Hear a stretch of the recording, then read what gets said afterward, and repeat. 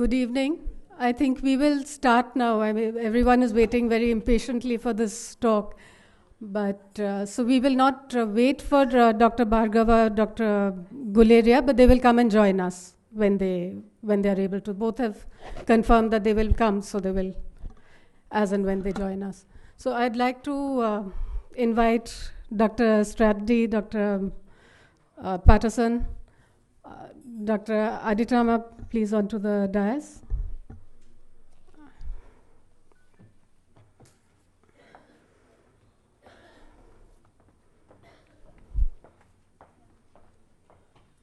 Please.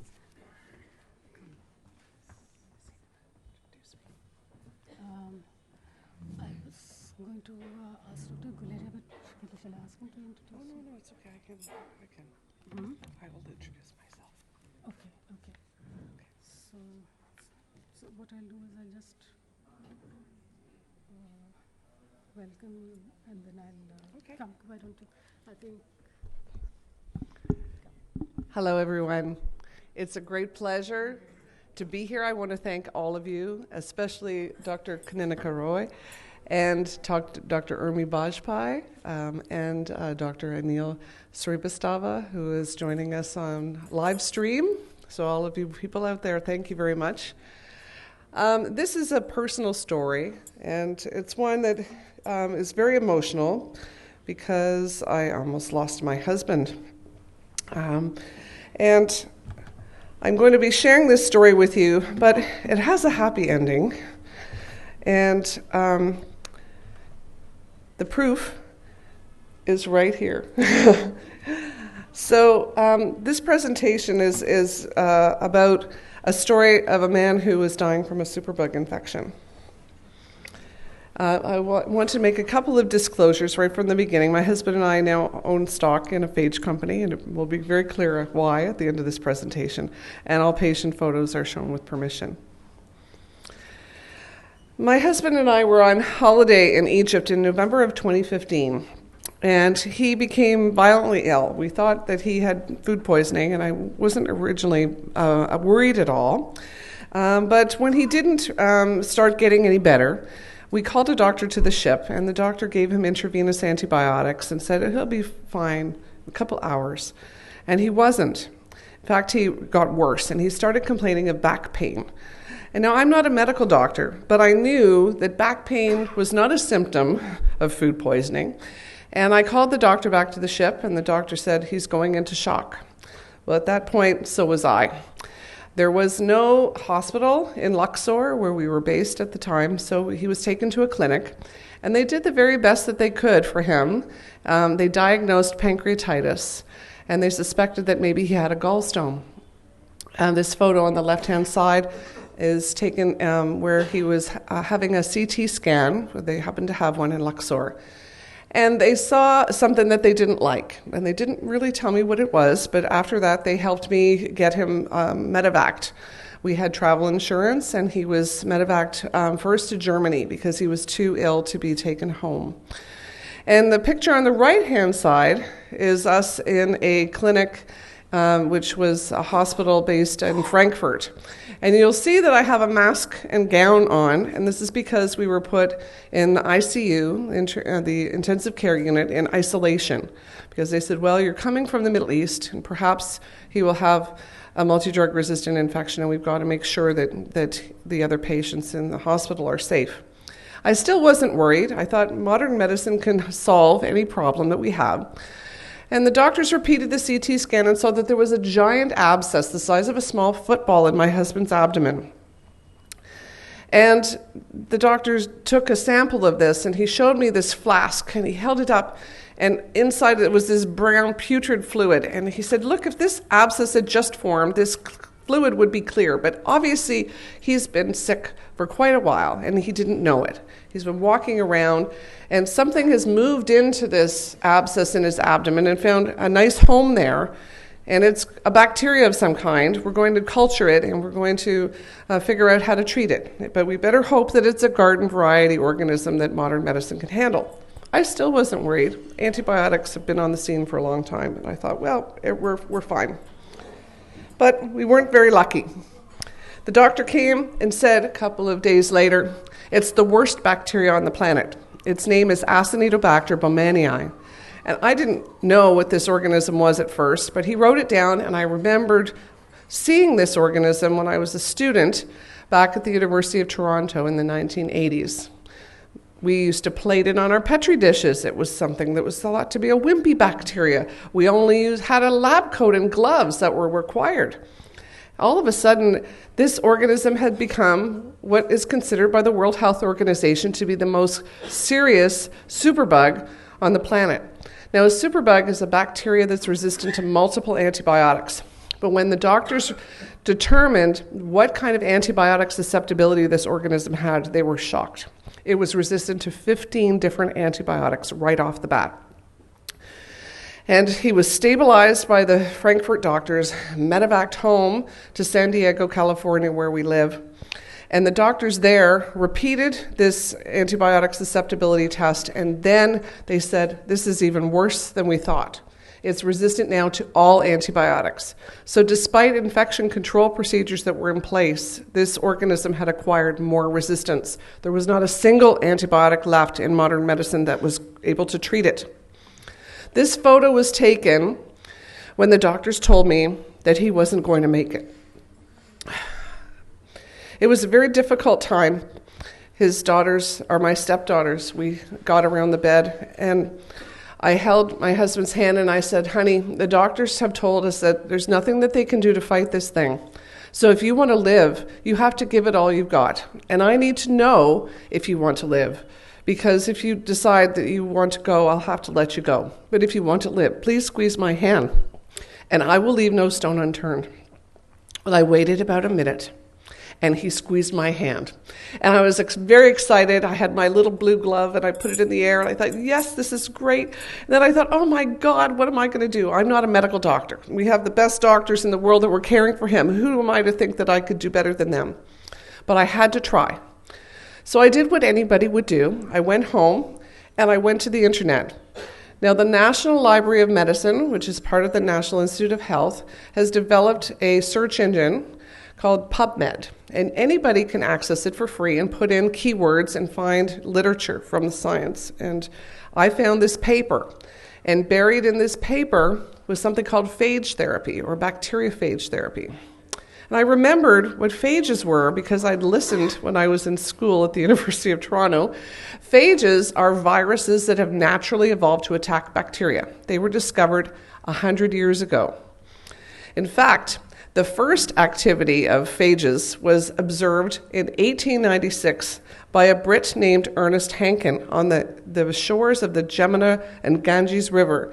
And he found a filterable agent that passed through a Pasteur filter that had to be smaller than a bacterium, and it still killed Vibrio cholera. And he didn't know what this agent was, but he knew that this meant that there was something in the water that was protecting people with cholera.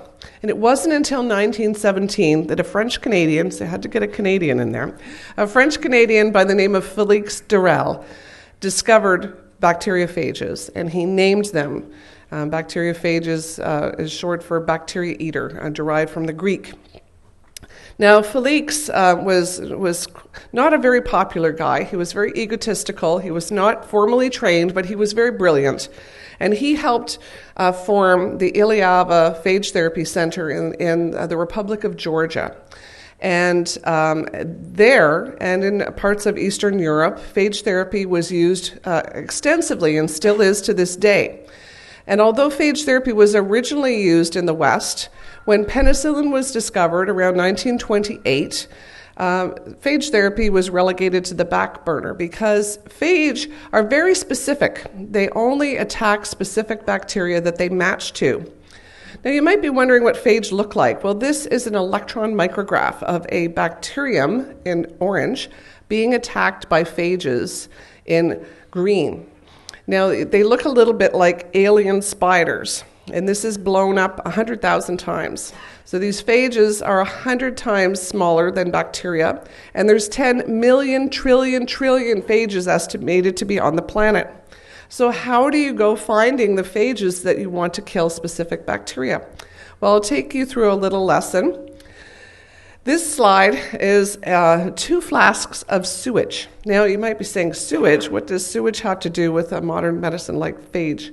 Well, wherever you find a lot of bacteria, you find the perfect predator that might kill it.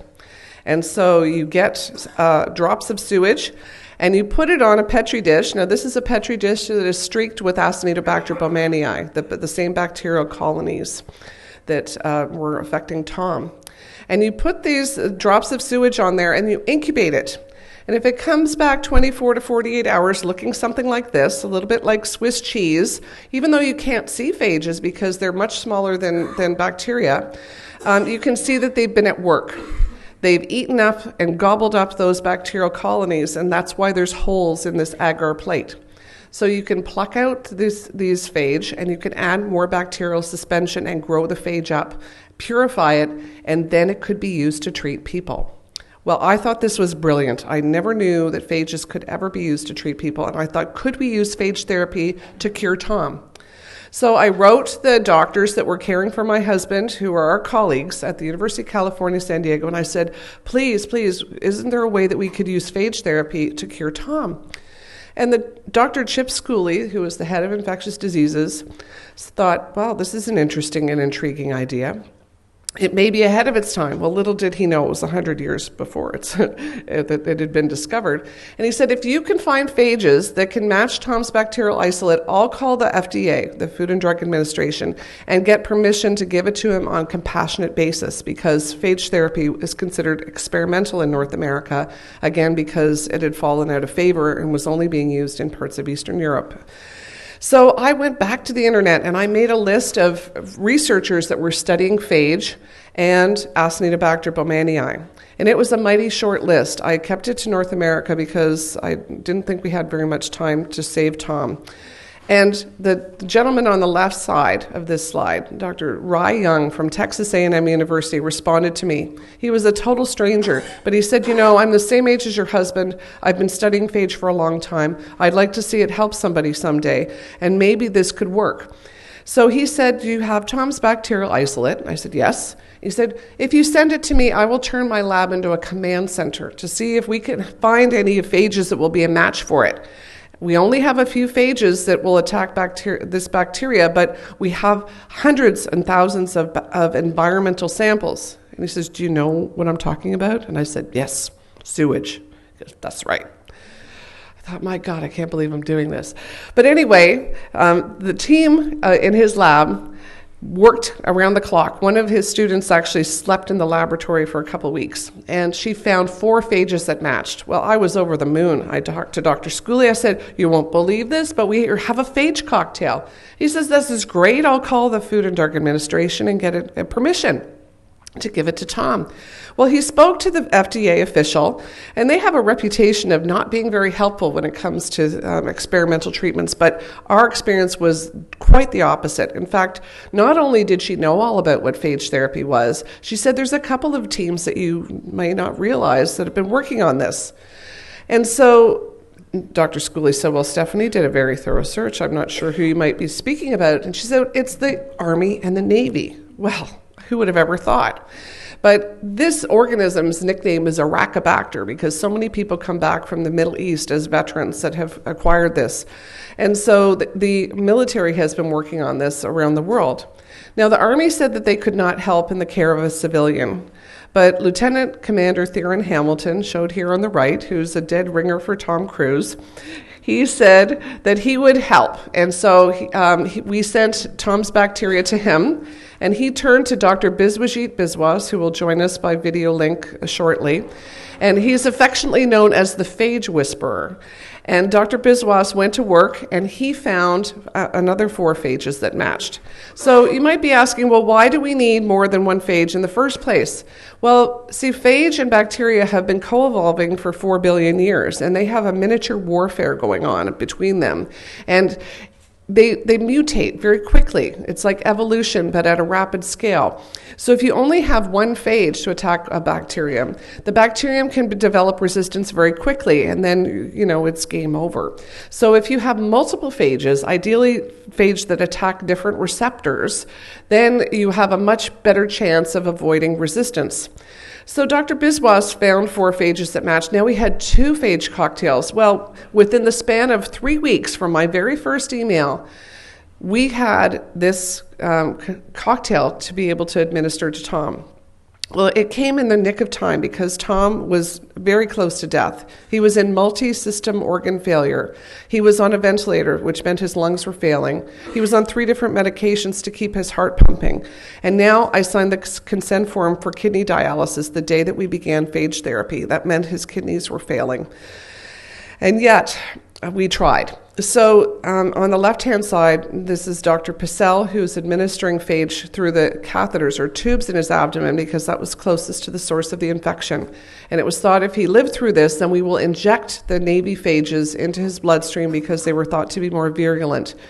And it was thought that this step of injecting the phages into his body would be very important because if there was a hidden reservoir of bacteria anywhere in his body that the phages didn't reach, it could become resistant. Now, this was a very risky step. Even in the former Soviet Union and in Eastern Europe, they do not inject phage preparations into the people in most cases because they're worried that septic shock will occur. But we felt that we didn't have any choice because Tom was on the brink of death. Well, 3 days later, Tom lifted his head off the pillow, woke up from a deep coma, and kissed his daughter's hand. And everyone in the intensive care unit freaked out, including myself. Now, Tom had a long recovery, and in fact, his phages were characterized by the Navy and the Department of Homeland Security. So this is a second electron micrograph of Tom's bacterium, stained in blue, being attacked by the Navy phages, stained in green, blown up 100,000 times. You can see that they had quite a field day. Now, Tom left the hospital 9 months after his infection occurred, but he'd actually cleared the phages for quite quickly, cleared his bacteria with the phages very quickly. It's just that he had lost 100 pounds and all of his muscle mass and had a very long recovery from this. But he feels that if he'd had phage very early on in the course of his infection, he could have left the hospital. And that's what's before us now, is taking this wonderful therapy to scale. When Dr. Biswas presented Tom's case at the 100th anniversary of the discovery of bacteriophages at the Pasteur Institute a year after Tom recovered, the story went viral. It was taken up all over the world and published not just in medical journals, but in the popular press. And from that moment on, I started to get phone calls from total strangers whose family members were dying, and they needed phage therapy as well. Well, total strangers had helped my husband, so I felt that I had an obligation to help them too. And we worked very hard to do that. And we saved some patients, and we didn't save others. And that's the struggle in front of us. Dr. Pradeep Khosla, who is an Indian, who's the chancellor of the University of California, San Diego, founded IPATH, the Center for Innovative Phage Applications and Therapeutics. Dr. Schooley and I are the co-founders. This is the first dedicated phage therapy center in North America, and it opened last year. My husband and I decided to write a book about our story called The Perfect Predator, and you can receive copies of this at the bookstore if you're interested after the presentation. We have, since Tom's recovery, we've treated 9 other patients at UC San Diego, most with success, different organisms, different underlying conditions, and now we're able to take phage therapy to clinical trials because that's what will be needed in order for the Food and Drug Administration and other regulatory bodies around the world to license it alongside antibiotics. We've published a number of these case reports, but without clinical trials, we won't be able to take it to scale. There's one more story I wanted to share with you, which is very exciting and has relevance to India.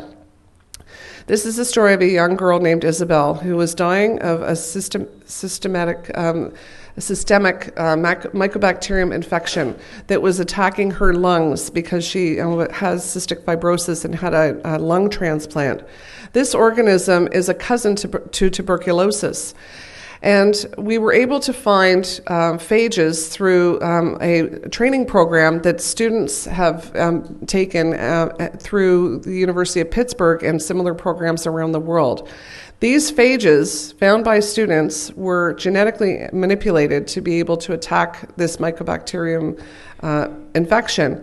And this was the first genetically modified phage cocktail to be used to treat a human. And Isabel was in hospice when she received this. Nobody thought that she was going to make it, and she left the hospital within a week.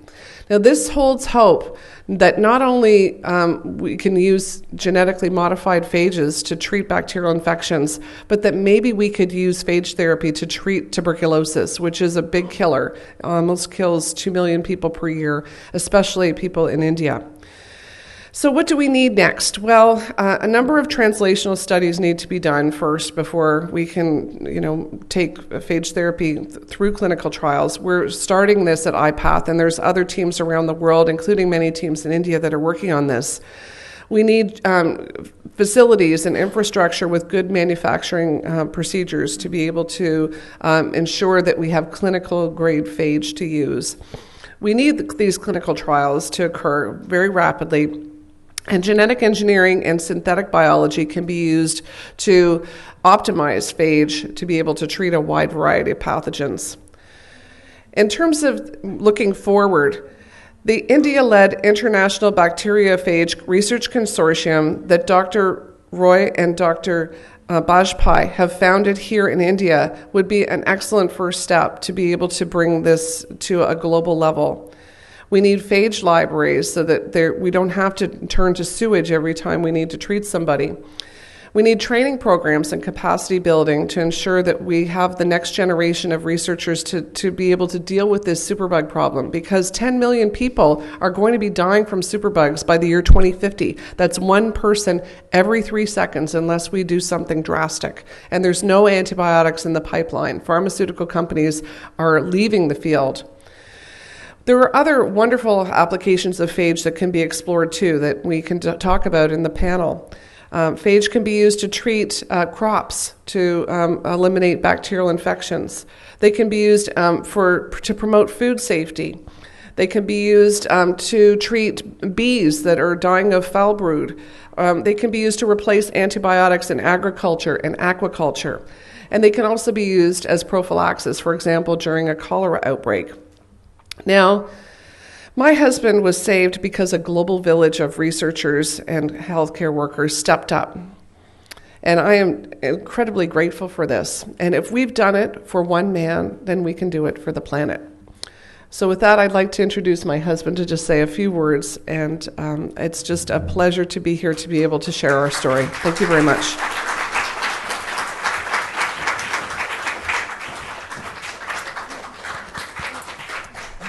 Thank you. Obviously, I'm going to speak a little bit from the patient's perspective. I'm not a phage expert, aside from the fact that I've had phages, millions of phages. And I think the first message that I'd like everybody to hear is you need an advocate. I chose wisely, obviously, when I picked my wife, and she was able to push this through. But anybody who's in the hospital benefits from someone, a family member or a friend, who's keeping an eye out for them. The second thing I'd like you to know is I was in a coma for about 3 months out of the 9 months that I was in the hospital. And being in a coma, most people think you're just like a loaf of bread, that you're not able to communicate or understand what's going on. But in fact, you can hear.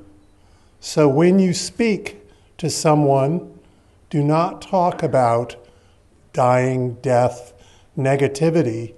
Talk positive to them. Also, touching is incredibly important. It's like an electric shock of energy when somebody touches you when you're in a coma. So I think that's really important. The other thing, I guess, the final thing that I would say is, if you spend time in the ICU intensive care unit, like I did, 9 months, it takes about 5 times as long to get well as the time that you're in the hospital. So it's about 4 years for me. I'm about 3.5 years out. So I'm still recovering to some degree. I don't think I needed to be in the hospital for 9 months. Had phages been available, I would have been out very quickly. So we're trying to pay forward all of the time, energy, people globally who came and to my rescue. I wouldn't be here at all if it wasn't for them. So I stand before you as evidence-based hope that phage therapy may be the answer, or at least part of the answer, to antibiotic resistance. Thank you.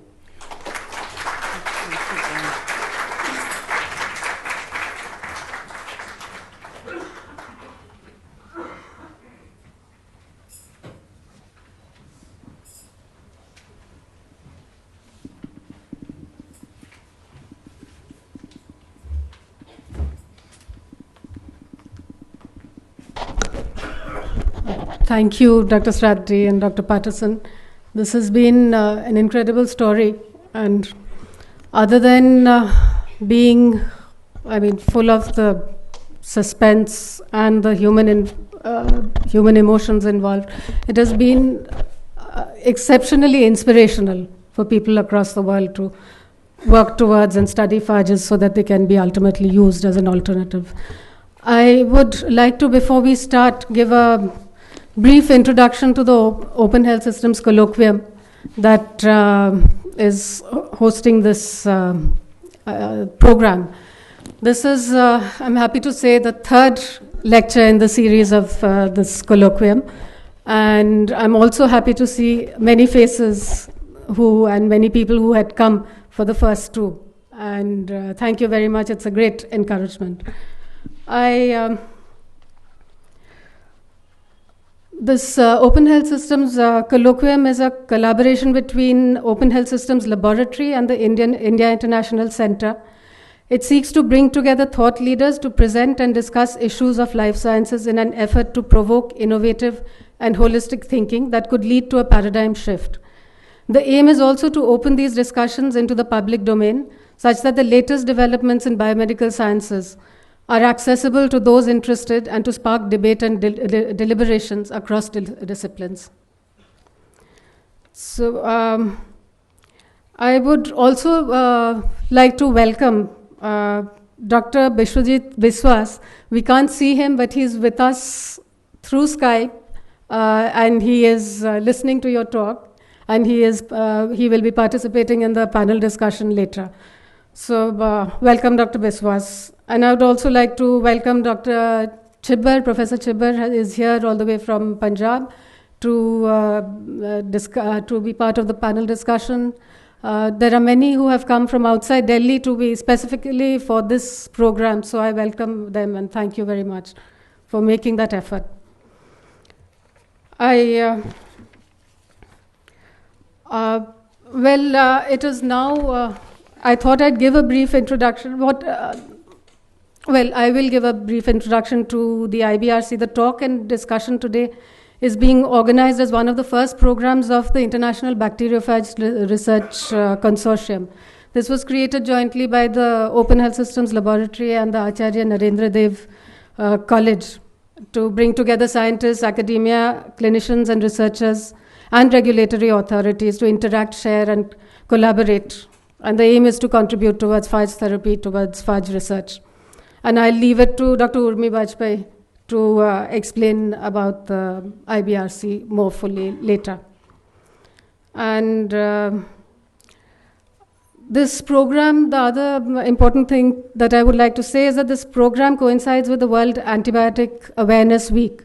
This is November 18 to 24th this year, a campaign by WHO to increase awareness of global antibiotic resistance and to encourage best practices among general public, health workers and policymakers to avoid the further emergence and spread of antimicrobial resistance. One of the key objectives of the Global Action Plan is to improve awareness and understanding of antimicrobial resistance. The program today addresses two key objectives of the Global Action Plan on microbial resistance. One is increasing awareness on antimicrobial resistance and The second is developing innovative alternatives to existing antimicrobials. So the panel discussion that we will go into will take this forward also. So I would now like to say that we are honored to have with us Professor Tajendra Yoga Aditama. He is the acting director of communicable diseases at the WHO Southeast Asia region, and who will deliver the address on the regional director's behalf. We regret to announce Dr. Poonam Khetrapal Singh could not join us. Something unforeseen came up, but she did intend to come. Unfortunately, she is not with us today, but we are very happy and honored to have Dr. Aditama with us. Just to give I would like to say that he is also, Professor Tajendra has also been responsible for the national IHR focal point in Indonesia and was involved in Indonesia's response to H5N1 events and the 2009 influenza H1N1 pandemic. He is advisor to several WHO activities and a member of the review committee of the functioning of the IHR and assessment of the international preparedness and response to pandemics of influenza.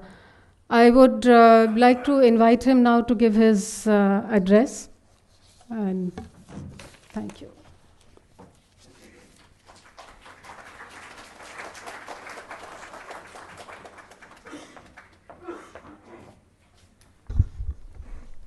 So, colleagues, Professor Strathdee, Professor Patterson, colleagues, ladies and gentlemen, as mentioned earlier, the regional director, I'm sorry, Dr. Poonam Khetrapal Singh was looking forward to attend this important event, but unforeseen circumstances arisen, so she could not attend, and she convey her best wishes, and it is my pleasure to deliver this message on her behalf.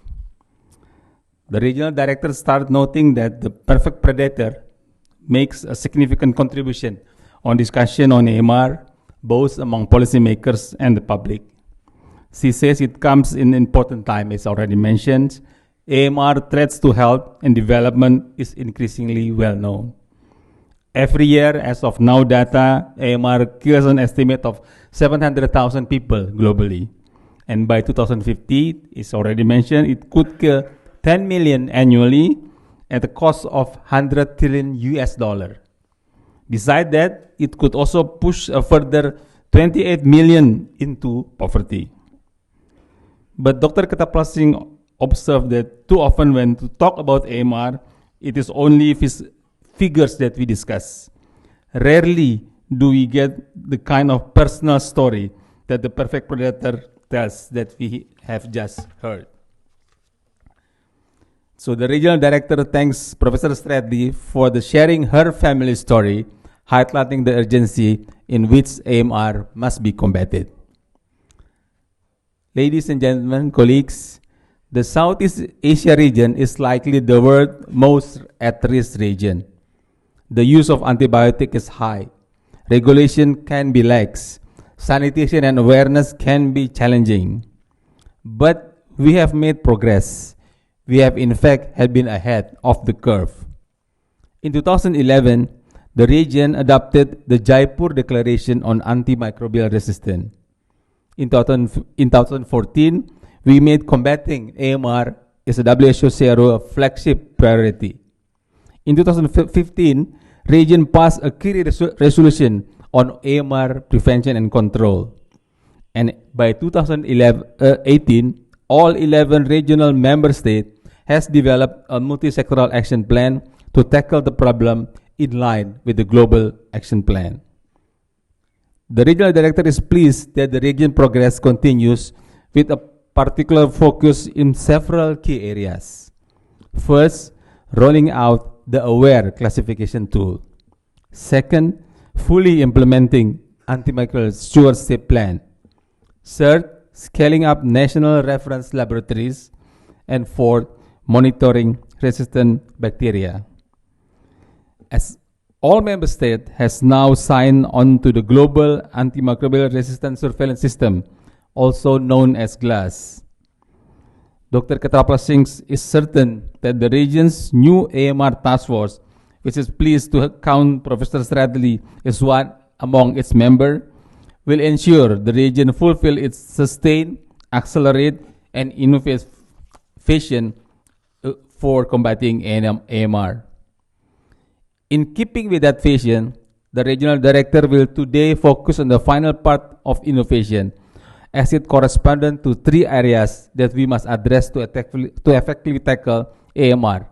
That is prevention, diagnostic, and therapeutic. First then, the prevention. As with any relative new policy area, innovation at the heart of efforts to prevent AMR. Though innovation often conjures of high-tech intervention, this needs not to be the case. For AMR, some of the most effective interventions are really quite basic. WHO Aware tool is one of the good examples. The tool grouped by antibiotic into three main categories based on their strength and potential impact on AMR. These are the access, the watch, and the reserve category, which should be used as per the tool's guideline. The regional director ensure all member states in the region adopt and implement aware tools. That is one of WHO's current point of focus. We will continue to support member states in their endeavor. Secondly, after prevention is the diagnostic, in which innovation must also be leveraged. Where laboratory services are difficult to access, WHO recommends syndromatic management. Ideally, however, rapid diagnosis can be used at the point of care should be available. This will reduce the unnecessary use of antibiotic, therefore reduce the emergence of AMR. Importantly, all diagnostics should meet WHO assured benchmark, meaning they should be affordable, sensitive, specific, user-friendly, rapid, robust, equipment-free, and deliverable to those who need them. In this region, in particular, Dr. Singh says that scientific community should work on developing innovative diagnostic tests that are less dependent on the constant supply of electricity, laboratory-grade water, robust physical infrastructure, and highly trained staff. The regional director looks forward for the region's future progress to ensuring all diagnostic innovation are made full use of. She now turns to the third aspect, that is the therapeutic. The research and development pipeline for health technologies to address priority pathogen has long been inadequate. Most of today's antibiotics were discovered and introduced to market by the end of 1960s. The need for global financial and non-financial incentive mechanism to develop new antibiotic is well recognized. But what action can member states in our region take as a priority? The most important point of action, which is Interagency Coordinating Group on Antimicrobial Resistance emphasized, is to ensure that new quality assured antimicrobial are made available and the efficient regulatory mechanisms are in place to make the most of future development. As Professor Strahdhee's book makes clear, the prospect of new therapy that are highly efficacious could revolutionize our struggle. But they will only be value if countries can leverage them once the necessary control trial and regulatory framework have been satisfied. Health authority must therefore take the action needed to ensure that novel therapeutics are made accessible to all as and when they are developed and on the global market. Dr. Ketrapal Singh reiterated WHO's continued support to member states and other stakeholders as together we strive to make the most of emerging AMR-related innovation.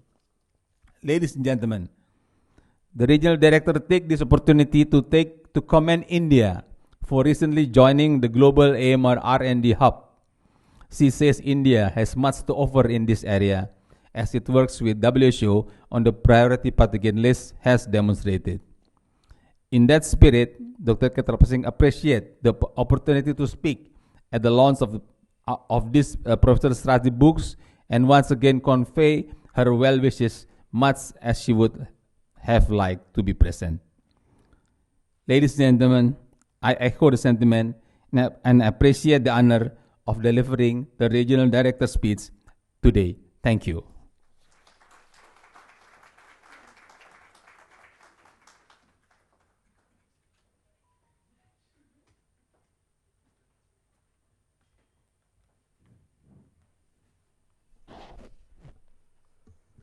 Thank you, Dr. Aditama, for presenting the WHO's picture in the global arena.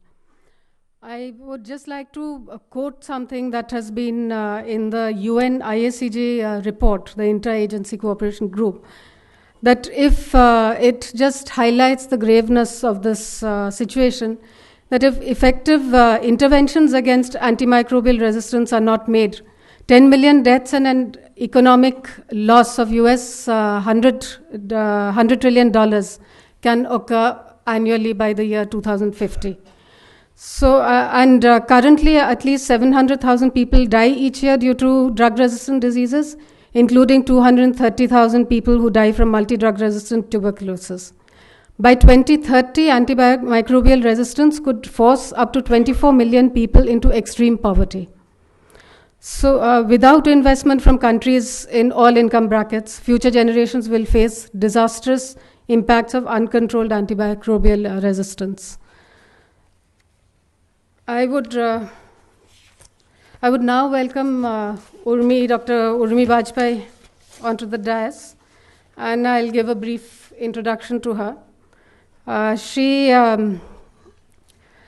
will describe the purpose behind setting up the IBRC, the International Bacteriophage Research Consortium. So Dr. Bajpai is Associate Professor, Department of Biomedical Science at Acharya Narendra Dev College, University of Delhi.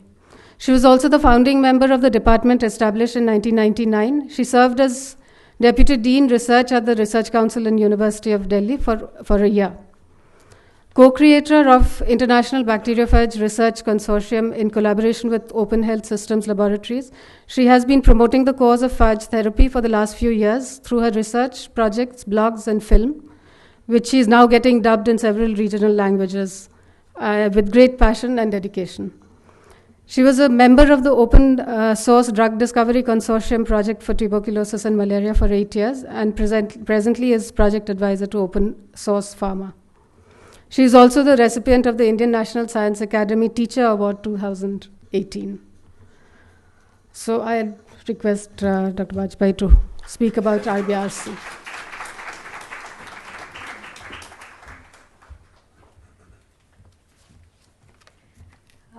Thank you, Konanika, very much for your kind introduction.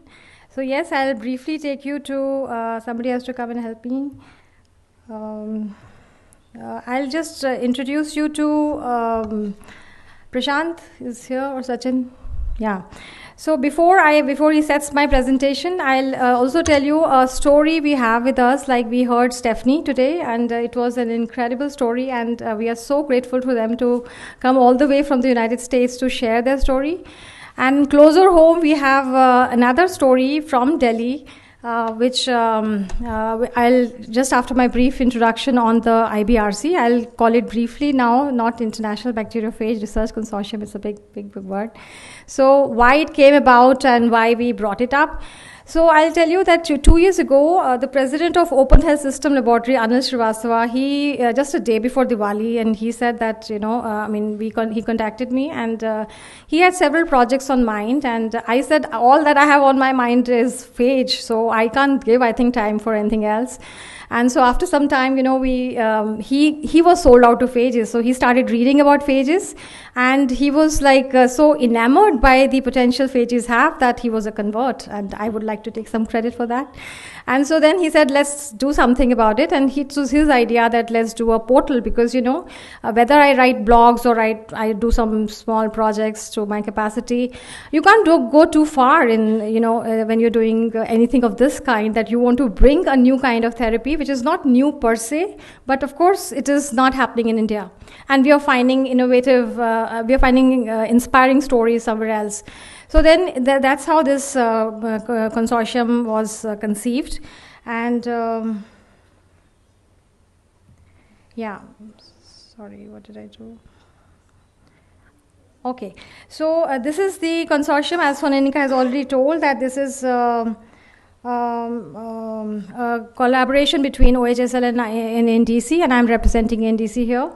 So you will find several overlaps between what Steffanie just told and what we are thinking on. And so the purpose of IBRC is to build a consortium to get the scientists, clinicians, and academicians, and of course many other people who can join and contribute, but so this is not confined to what is written here. And building a consortium is important because we need to leverage the expertise and the resources which are already incredibly high in India.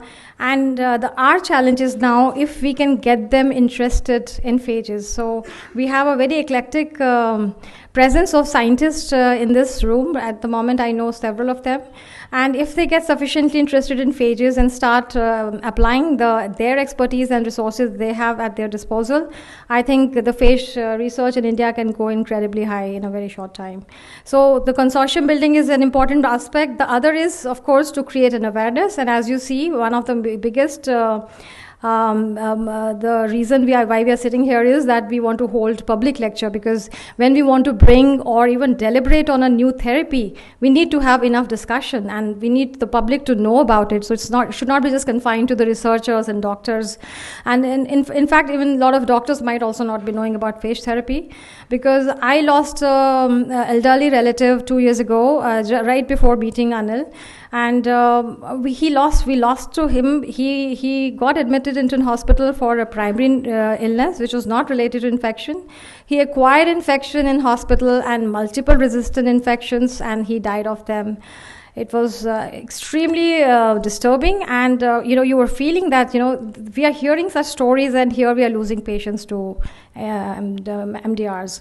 And so creating awareness is an important part. And third is to create a platform where common people, like the people who are experts, of course, they know about phages, but those who don't know, they can come to this platform and learn about. So this is just a layout of how the portal looks like, and here we tell about the history of phage therapy, the news and stories, case studies, what are the phage therapy centers, the biotech companies which are doing work on phages.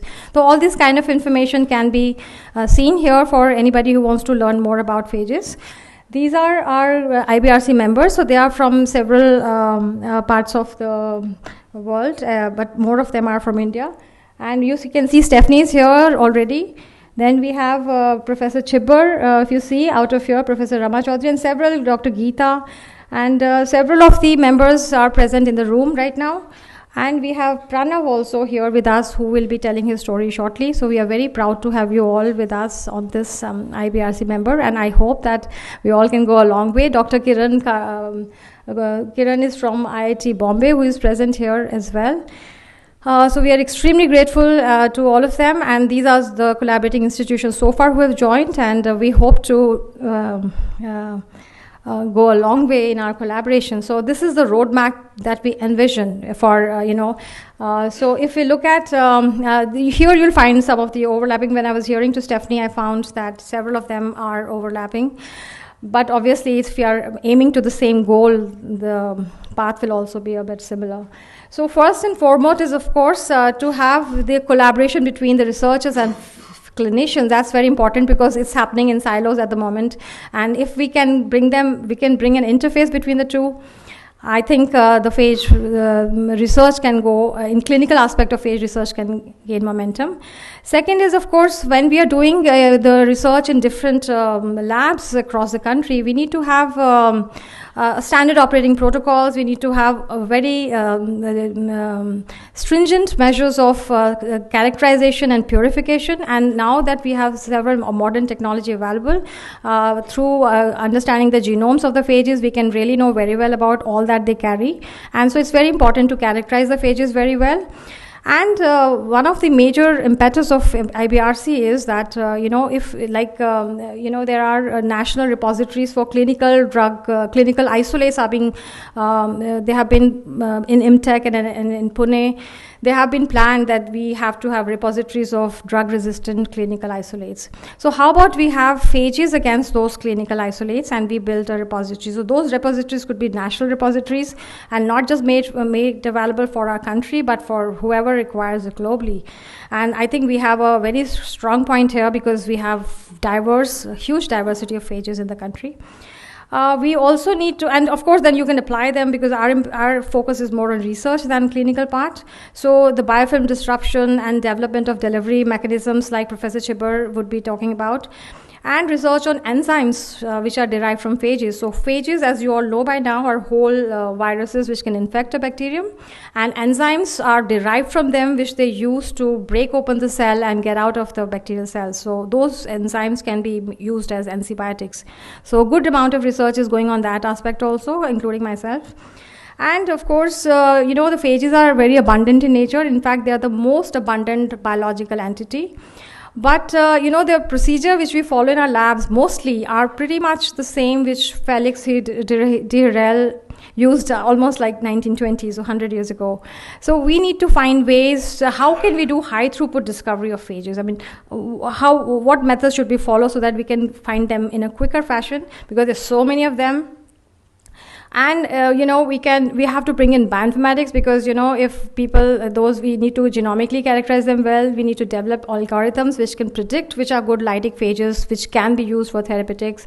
So that kind of inputs are required to make phage therapy an acceptable and scientifically valid therapy.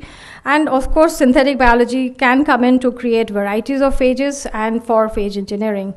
And the last is, once we have these phages, I think the path for human therapy still might be a little longish, but we can use the same phage preparation so long as they're prepared in following standard protocols. They can be used for, because antibiotics are not just used for human therapy, they are used in poultry, they're used in crops, they're used in aquaculture, veterinary field, everywhere. And a lot of misuse also happens there.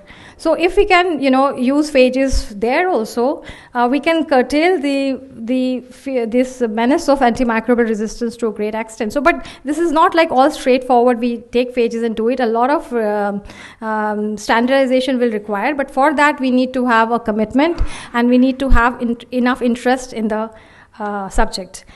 The compassionate use and preclinical and clinical trials, not in the ambit of the IBRC, of course, but then, people are using, like in Tom's case, the compassionate use of phages were given. And so how about, we have people, we are losing, I mean, it's a fact, all of us would know at least one person who might have suffered from antimicrobial resistance. So how do we expedite the process that make those phages which are safe for human administration, so meeting all possible criteria, and have case-by-case methods so that all the research going on in lab could be probably translated. It's not as simple, but if we start working in that direction, maybe we can find guidelines, and so that the work can be initiated in that. So this is and of course we need the clinical trials. Once we have the results from clinical trials, we'll have more confidence in therapy, especially amongst skeptics. And so this is what is the this is all the IBRC is. So together we can. And if I can play this short clip, does it? Okay, so what this says is that every life saved is a new life given. And that's it from me. Thank you very much for your time.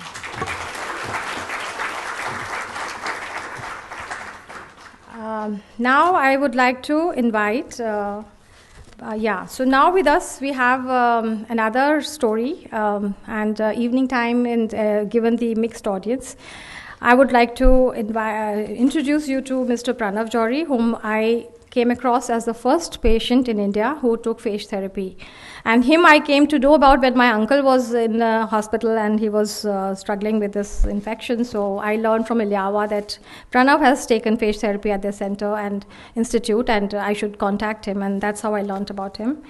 So Pranav, I'll give you introduction first. Mr. Pranav is the founder of Whitelist Phage Therapy. So this he'll tell in his talk. He graduated from the University of Wisconsin Madison in 2005 with a triple major, finance, economics, and marketing. And he worked at Infosys as a project manager for 2 years before joining his family-owned 107-year-old publishing company, Rajpal and Sons. But if you talk to him, you'll not realize that he's not a biologist. He talks about phages like an expert. I mean, like a proper phage lab guy, and his wife too. He is the 4th generation entrepreneur, as I just said, and he heads the company's international operations, right acquisition, and nationwide sales and marketing. Now, as I told you that unfortunately, Pranav suffered from an antibiotic-resistant infection in 2016, for which he undertook phage therapy at the Ilyava Institute in Georgia. And thankfully, he responded very well to the treatment. We are very glad for that. And he was the first patient from India to take phage therapy. He then in 2018 founded this Whitelist Phage Therapy, and using his experience and in partnership with Ilyava Institute, Pranav is now making phage therapy accessible to patients in India. So I thank you, Pranav, for coming here, and I invite you to please share your story with us. Thank you very much. So can we... and also Apurva is his wife, so Apurva is joined in his endeavor, so very young couple, and I'm sorry that you had to suffer that much, but in both the cases we have Tom and Steffanie and Apurva and Pranav. They have turned around in adversity, and they had to have their share of grief and suffering, and terrible rather, but then now they are they're turned around and making that experience advantages for others, and so that's the story which Pranav will share. Thank you, Pranav. Please come.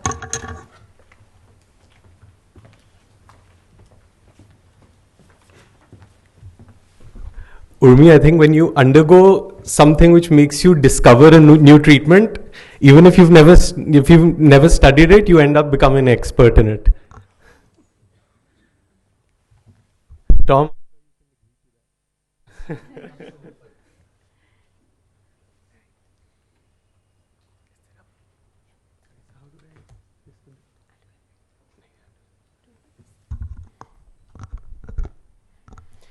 All right. Good evening, ladies and gentlemen. My name is Pranav. I'm the founder of Untitled Phage Therapy. This is my wife, Apurva. She's the co-founder of Untitled Phage Therapy. And as Urmi said, I was the first person from India who undertook phage therapy at the Ilyava Institute in Tbilisi, Georgia in 2016. So back in 2016, this is the situation I found myself in. I was suffering from 175 days, consecutive days of persistent fever, along with some other symptoms like debilitating pelvic pains, really bad flank and lower back pains, groin pains, and a problem of frequent urination. I went to the doctor a total of 19 times in trying to figure out what was going on with me. And through these visits, I was diagnosed with a condition called chronic bacterial prostatitis. This is an inflammation of the prostate gland caused by a bacterial infection. To treat this condition, I was put on 5 different courses of antibiotics. These included oral antibiotics, azithromycin, doxycycline, ciprofloxacin, and ofloxacin, and 1 intravenous antibiotic, which was amikacin. 60 days I was on antibiotics, and after 60 days of antibiotics, my prostatitis symptoms were intact. There was zilch improvement, and in fact, I developed some other problems because of the 60 days of antibiotic treatment, which were things like digestive problems, joint pains, like continuous acid reflux, fatigue, and after 2 months of antibiotic treatment, that was where I ended up with. So when I went back to my doctor, he said, well, we've tried all the possible antibiotics we could try to treat your condition. Unfortunately, the prostate gland is one where only certain antibiotics are able to penetrate. And he said, we've tried each of the groups that we could try, and you've not responded to any of them. So we don't really know how to proceed with your treatment. It was a big blow to hear that from the doctor, and he said, what I can now advise you is to to think of your problem from the perspective of symptom management. So I was prescribed a daily regimen of anti-inflammatory drugs, painkillers and alpha blockers, and I was told that this is the regimen that you should go on to be able to function to whatever extent you can in your life. It will allow you to function as much as possible normally, and just you'll have to continue with this kind of a regimen. I was 33 at that time, and it was unacceptable to me to live my life with such a diminished quality. I didn't want to have such a poor quality of life where I'm just kind of getting by with these medicines.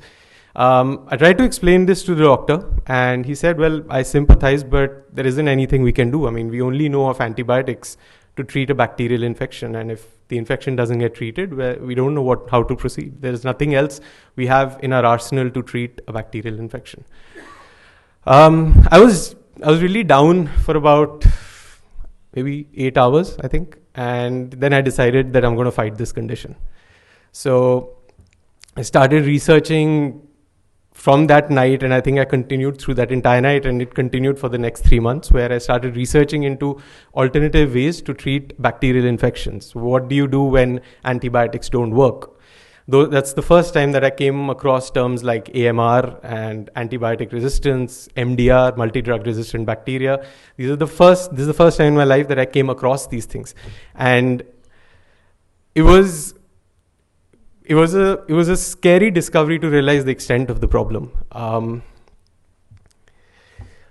During one of these research sessions that I was doing, I came across 2 words that would go on to change my life, and those 2 words were phage therapy. I had no idea what phage therapy was. So I had to find research material, research papers. PubMed was a resource that I really went into to find credible research papers and material that I could go through to understand phage therapy.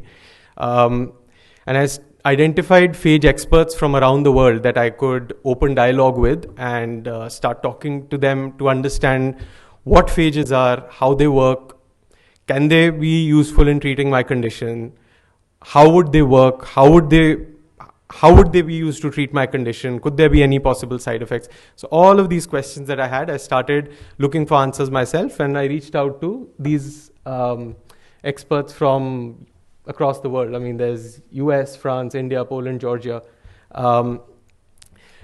The 2 months of my life were literally 24/7 devoted to just this. I was reading numerous research papers, I was talking to these experts, and to try to develop an understanding about phages and how they could be used to treat my condition. Every research paper that I read, and a lot of the experts, when I asked them about practice of phage therapy, pointed me towards the Eliava Institute in Tbilisi, Georgia. And they said that this seems to be the pioneer in terms of research and development work with phages over the last 100 years, and also the most experienced when it comes to treating bacterial infections in humans with phages. So this research continued for 2 months, and by November 2016, I felt I had developed enough confidence and knowledge in this form of treatment to travel to Tbilisi, Georgia, and visit the Eliava Phage Therapy Center.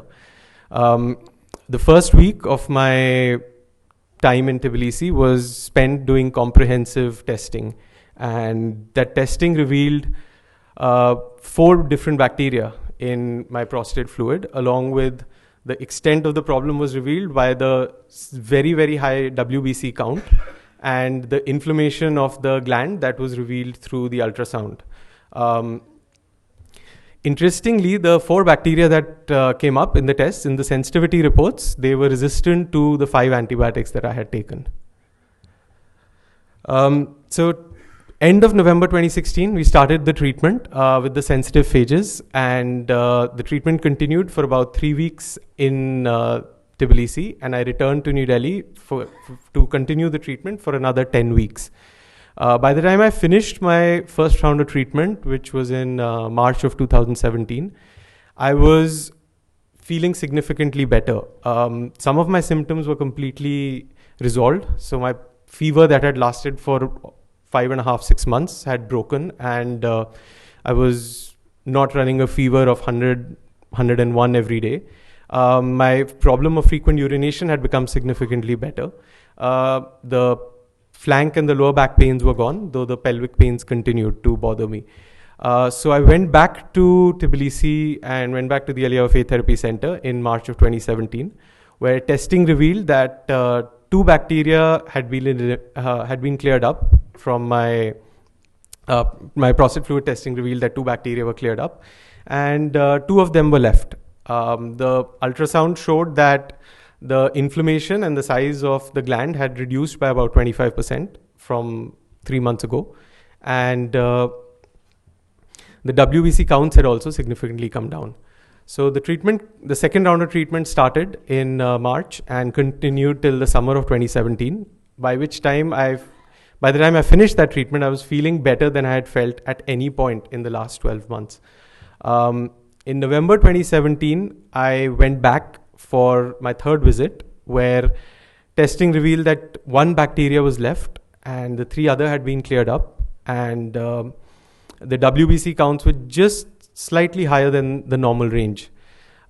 This 1 bacteria that was left was resistant to all the standard phage preparations that they have at the Aliyah Institute. So they had prepared a customized phage preparation for me to treat this one last remaining strain of bacteria. And when this was treated from November 2017 till March of 2018, and when I finished that, I was completely free of symptoms. This was a big breakthrough, because during my entire treatment with antibiotics in 2016, I had never felt any sort of improvement. And with phages, within the first week of treatment, I could start feeling an improvement in terms of my symptoms. And then, of course, the subsequent lab tests showed that the success of the treatment was not just symptomatic, but even corroborated by the lab tests. Since I finished my last round of treatment in March 2018, I've undergone testing multiple times, both in India as well as once I went back for testing to the Aliyah Institute, and my WBC, the white blood cells continue to be in the normal range, and there was no pathogenic growth of any bacteria in my samples. One significant factor through my treatment was that because I had a multi-strain infection, and one of the bacteria was resistant to all of their standard phage preparations, I had to take a fairly long course of treatment. And through these 9 or 10 months of phage therapy that I undertook, I never faced any side effects from the treatment. And this contrasted very sharply with the intensity of side effects I got with 60 days of antibiotic treatment. At the end of those 60 days, the intensity of the side effects were having as much of an impact as the symptoms of the original problem. So this was a very significant thing where the lack of side effects allowed me to continue this prolonged treatment. Jumping back to 2016, when I was researching alternative ways to treat bacterial infections, I found that there were a lot of people who were in similar situations that I found myself in at that time. People were suffering from urinary tract infections, respiratory infections, urogenital infections, where they were taking antibiotics for months, in some cases even years, with no relief and no improvement, and their infections were persisting and getting worse with time. It really impacted me at that time to, one, see that I was not alone. I was not the only one suffering from an infection that would not respond to antibiotics. And 2, the helplessness of that situation. It really stayed with me through my own treatment experience.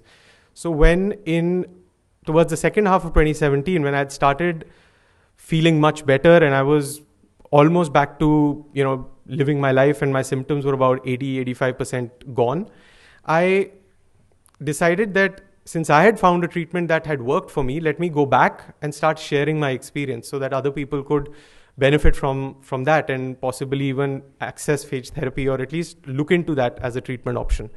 So I started writing and publishing my own experience, and I started a discussion with the leadership at the Aliyah Institute, where I talk to them about the need to generate awareness and raise awareness about phage therapy as a way to treat antibiotic-resistant infections and to create access to this treatment. I mean, it shouldn't be a treatment where someone with only a certain level of resources should be able to access. It needs to be a treatment which needs to be made a lot more accessible.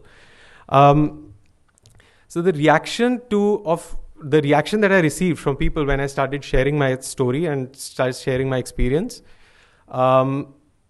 was very overwhelming. And that, coupled with the discussions I was having with the leadership at the Aliava Institute, led to the formation of Vitalis Phage Therapy.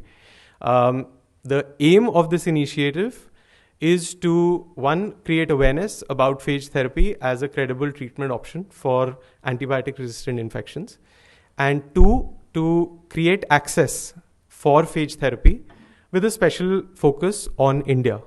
So, as the day we started our the day we started the website for our initiative, within a couple of hours, I received a very encouraging mail from Professor Ramesh from VIT and some other phage scientists like Dr. Urmi and Dr. Jagdish Bhatt from Gangajan were really encouraging and supportive of our initiative. When we started, people would need to travel to the Aliava Institute in Tbilisi, Georgia to undertake treatment. But then as the number of people who were contacting us increased, people started asking us if they could undertake the treatment without having to travel. In June of 2018, we were contacted by a lady whose father had acquired a bladder infection, a Pseudomonas aeruginosa bladder infection. It was a hospital-acquired infection. And he was not in a position to travel. And she asked if we could set up the treatment in India for him. So we worked with the Aliava management to set up a distance treatment program for India, where the treatment was administered by his treating doctor locally under guidelines from the Aliava doctors, with the phages coming from there to India. And that was the first distance treatment patient that took treatment in India. Another benefit of this was that the cost of the treatment came down by about 70%. There are a couple of new initiatives we are working on, but I've been told that we are really running short on time, so I'm not going to get into that. Maybe we can discuss some of those things later. I'll quickly run through our next few slides. To spread awareness, we started reaching out to the media, and we started speaking to health editors from national newspapers and magazines. When we told them about our experience with AMR and phage therapy, as well as the experience that other people from India had already with phage therapy at the Aliava Institute, they were really interested in covering this story, because this was the first time they were getting to know about a solution to the problem of AMR. They'd always covered AMR as a problem, but this was the first time they were getting to cover it as a solution. The major newspapers that covered us were Hindustan Times, Express Healthcare, The Pioneer, etc. We also started reaching out to hospitals and doctors because they are one of the biggest stakeholders in the fight against AMR. Doctors and hospitals have asked us to present to them our case as well as the other case studies that we have created of patients who have taken phage therapy from India at the Aliava Institute. The doctors who've shown the maximum interest have been infectious disease specialists from different hospitals. Since we don't have time, I'm just going to skip through the case studies.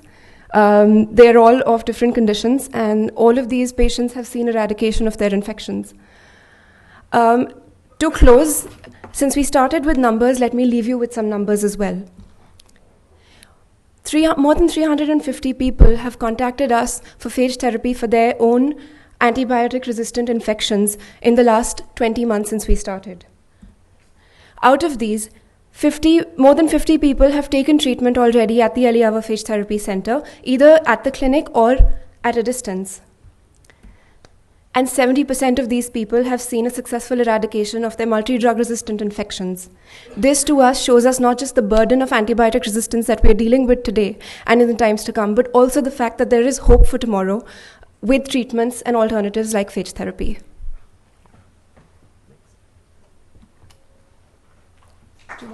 Thank you. Thank you so much.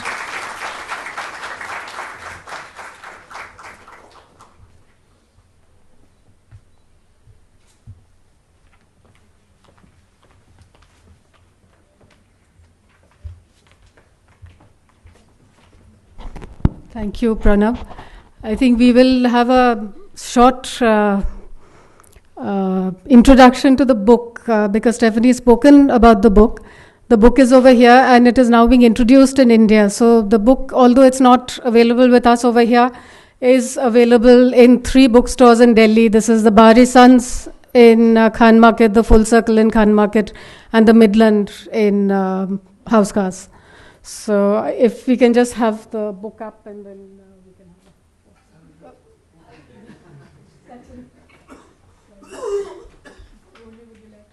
Pranav, why don't you? No, I was just going to get my phone from here.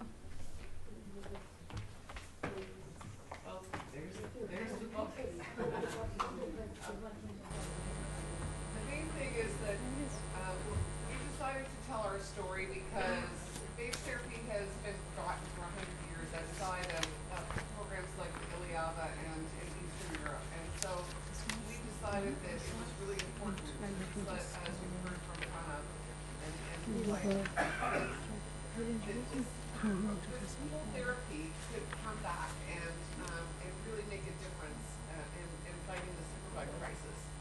And as a result of the attention that it's received, the National Institute of Health has actually been funding the first clinical trial that they have ever supported. And there is a request for applications for phage therapy research that is being done. Across Europe, there are more phage therapy research programs. Biotech and pharma are moving into this space. And one of the other important aspects is that phage can actually be synergistic with antibiotics. So it can actually make failing antibiotics work better. So what we need now are clinical trials. Our books talks about the strange history of phage therapy, why it was forgotten, and hope for the future. And it's from my perspective mostly because Tom was in a coma, but he had hallucinations and his own experience, and those are interspersed through as well. Thank you. I think it's better for us to stand up so they can. Yeah. Show the book.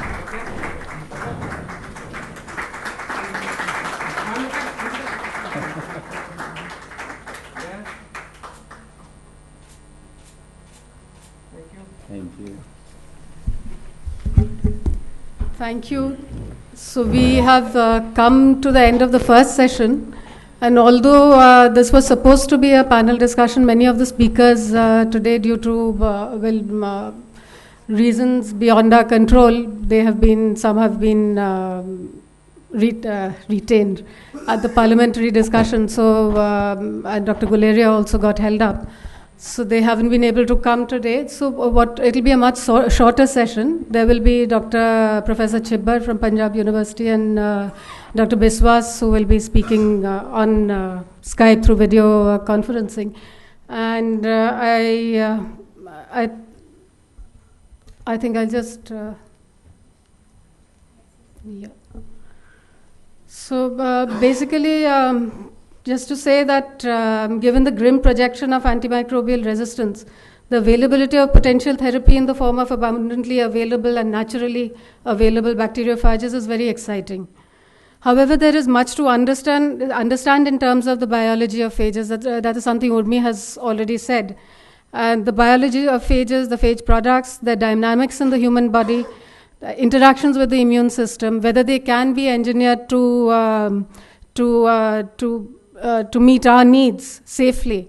So all these aspects of phages need to be researched, they need to be studied before they can be a viable alternative to antimicrobials that clinicians and we will be confident of using. So this is something that we are aiming to move towards, and I'm sure Dr. Chhabbar and Dr. Biswas will address these areas, and I will now give it over to Urmi to take this session forward. Thank you. So we end the session. So we are in the middle of the session. It's time to thank the audience for your patient hearing. You've been with us for a long time. We are very, very happy and we are very excited to have you, Dr. Biswajit Biswas, because when you look at his CV and all that he's done, it's phage and phage and phage. So he has Dr. Biswas is a highly experienced and celebrated microbiologist who contributed towards developing phage therapeutics at Exponential Biotherapies, which became the first company to complete a phase 1 human clinical trial test. Dr. Biswajit, welcome. Can you hear us? I can hear you. So you're welcome to join the session, and we are very, very happy to have you. And Dr. Biswajit Biswas, as Steffanie mentioned, was a part of the team who contributed to Phages. He is from Navy Medical Research Center in Maryland. Dr. Biswas earned a MS and a PhD degree in microbiology, molecular biology from the Department of Veterinary Medicine at University of Maryland in College Park. Currently, as a chief of Phage Science Division, he is developing phage therapy to overcome multi-drug resistant bacterial infections in humans. He has developed specific mouse models to demonstrate the effective use of bacteriophages against infectious E. coli, Salmonella, and multi-drug resistant Enterococcus and Acinetobacter baumannii. With fundings received from CDMRP, he has developed potential phage library to combat multi-drug resistant bacteria. Dr. Biswas is also developing a phage-based platform to create and manufacture vaccines in record time. He is an inventor on a number of patents, US patents, which were licensed to different companies for commercial uses. His recent patent is on bacteriophage composition and methods of selection of components against specific bacteria, which is also licensed to Adaptive Phage Therapeutics, which is a biotech company in the US, and they had also contributed to Tom's case, and these are being used for commercial purpose. Prior to Exponential Biotherapies, he worked at University of Maryland Veterinary Medicine Department, where he developed rickettsia vaccine for Potomac horse fever. Professor Biswas has been publishing his research work in reputed international journals like Infection Immunity, Antimicrobial Agents, Chemotherapy Journal, etc. And Dr. Biswas is also having a system where he can detect the presence of phages in a high throughput fashion. His actually CV goals runs into pages, so I've tried to summarize. So I'm not sure if I could do justice to the extensive work that he's done in his entire career. But now I invite him to give his presentation. Welcome, Dr. Biswas. And can we cheer for him? Sure. Thank you, Urmi, for nice introductions. And good afternoon, the audience. But before I start speaking anything, I like to mention that, whatever I speak here do not necessarily reflect those of the Navy, Department of the Defense, or the US government. So that's my disclaimer. So whatever I will speak here is my own opinion about phage and phage therapy and implications of the phage in biomedical field. So with this, I like to mention that currently there are, three different ways the phage was used or implemented for therapy. They are mainly, most popular are mainly use a white phage mixture, which we call a fixed cocktail-based therapy. Another is the therapy with engineered or modified phages, and other is the therapy with personalized or precision-based approach. So in a brief introduction, in 1994, I joined at National Institute of Health in Dr. Carl Merrill's lab to develop phage therapy. So that time we realized that given phage intravenously in mammalian systems is rapidly taken up by the spleen and liver. They generally entrap the phages, and also our macrophages engulf those phages very rapidly. So that time we were working to develop a phage which can circulate longer in mammalian systems, and we successfully developed that actually. So we call it long circulating phage. So later on I joined in Exponential Biotherapy Inc., where I started working to develop a cocktail-based approach to treat Vancorescens enterococcus, or VRE. So that time we developed we found a group of phage, or at least 2 to 3 phages, which can cover near about 85% of all the bacterial isolates, or VRE, in eastern part of US. So we were very happy to develop those phages further for use for human therapy. But unfortunately, another 2 years or maybe in 2 years span, we found those phages are not that much broad spectrum anymore.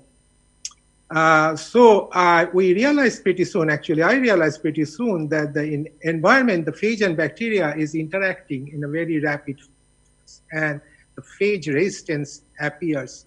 The new bacteria which are coming out with these continuous interactions, they are become resistant to the old phage. So I realized that to overcome this problem about phage therapy, about the phage resistance during phage therapy, it's better to develop vast numbers of phage in your collections and as a library. So that time onwards, I was thinking how we can implement this idea. So when I joined at Biological Defense Research Directorate, as you know, I was working for biodefense. One of the aspects was my aspect was to collect vast numbers of phages from the environment. So there are total 10 to the power 31 phage particles on the surface of Earth. The number is so big that if you take an individual phage, which you need an electron microscope to see, if you put these phages next to each other, you can encircle the Milky Way galaxy 3 times. So there are plenty of phages. So I started harvesting large number of phages from the environment and develop a library. So here is the concept is that library will be the product, not individual phages. So with that, I like to mention that currently we have near about thousands of phages in our library. But our approach will be use this library to make a final product. To do that, we need to sequence each phages and to confirm these phages are devoid of any deleterious genes like toxic genes or integrase genes, which can make them lysogens.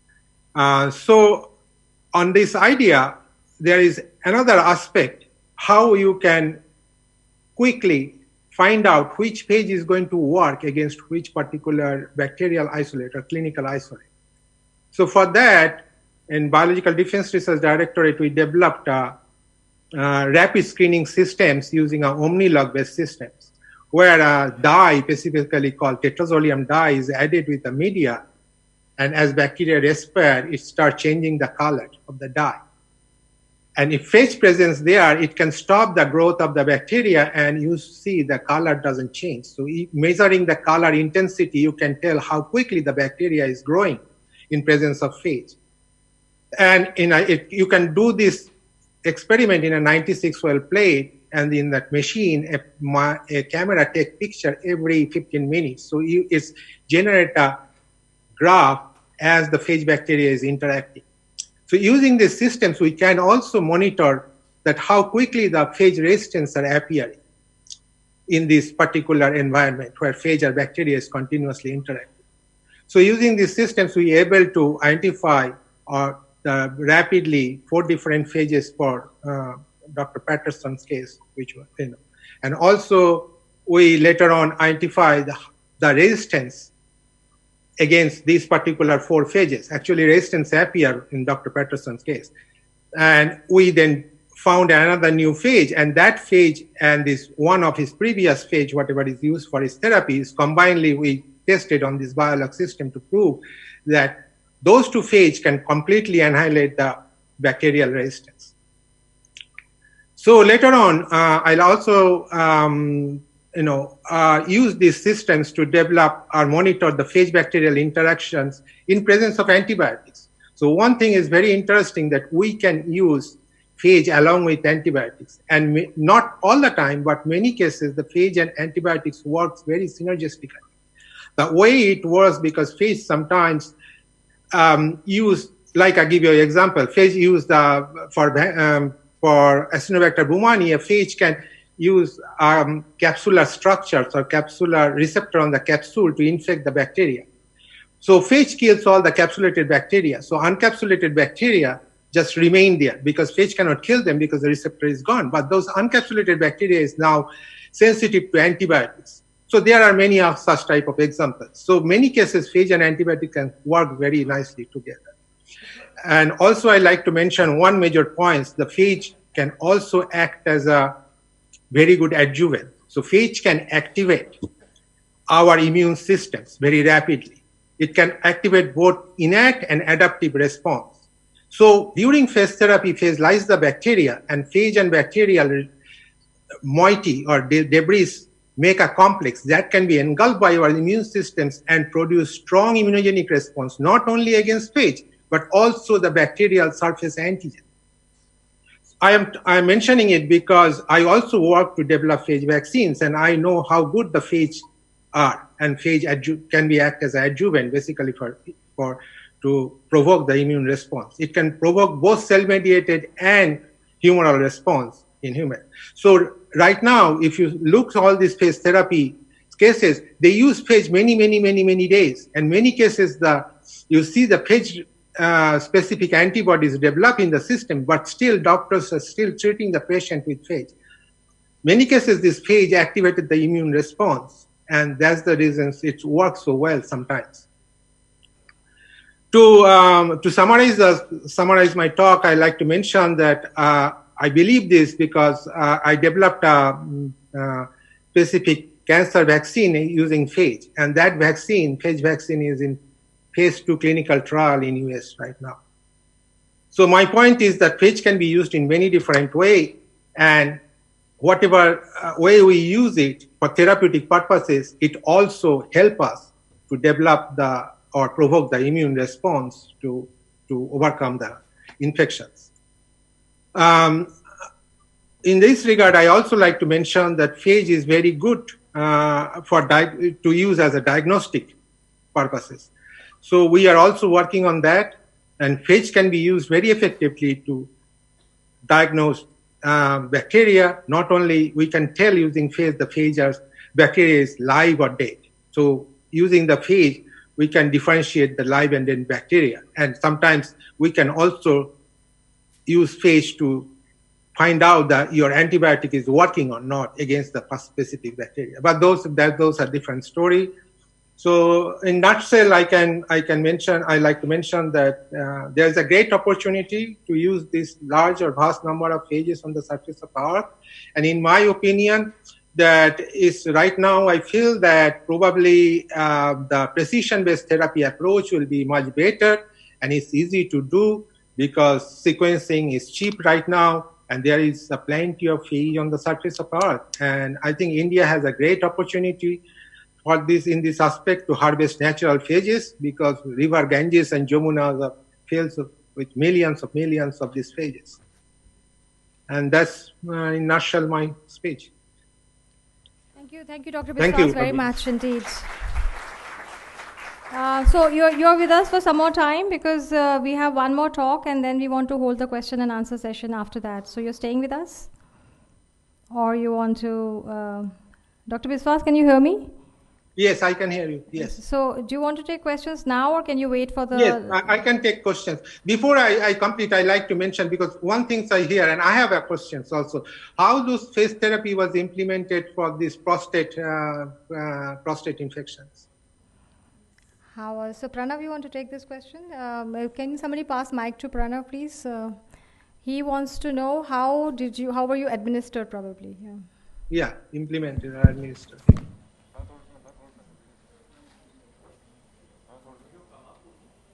No, we'll send you the mic. Yeah, you can come. But somebody should be circulating the mic. You please come.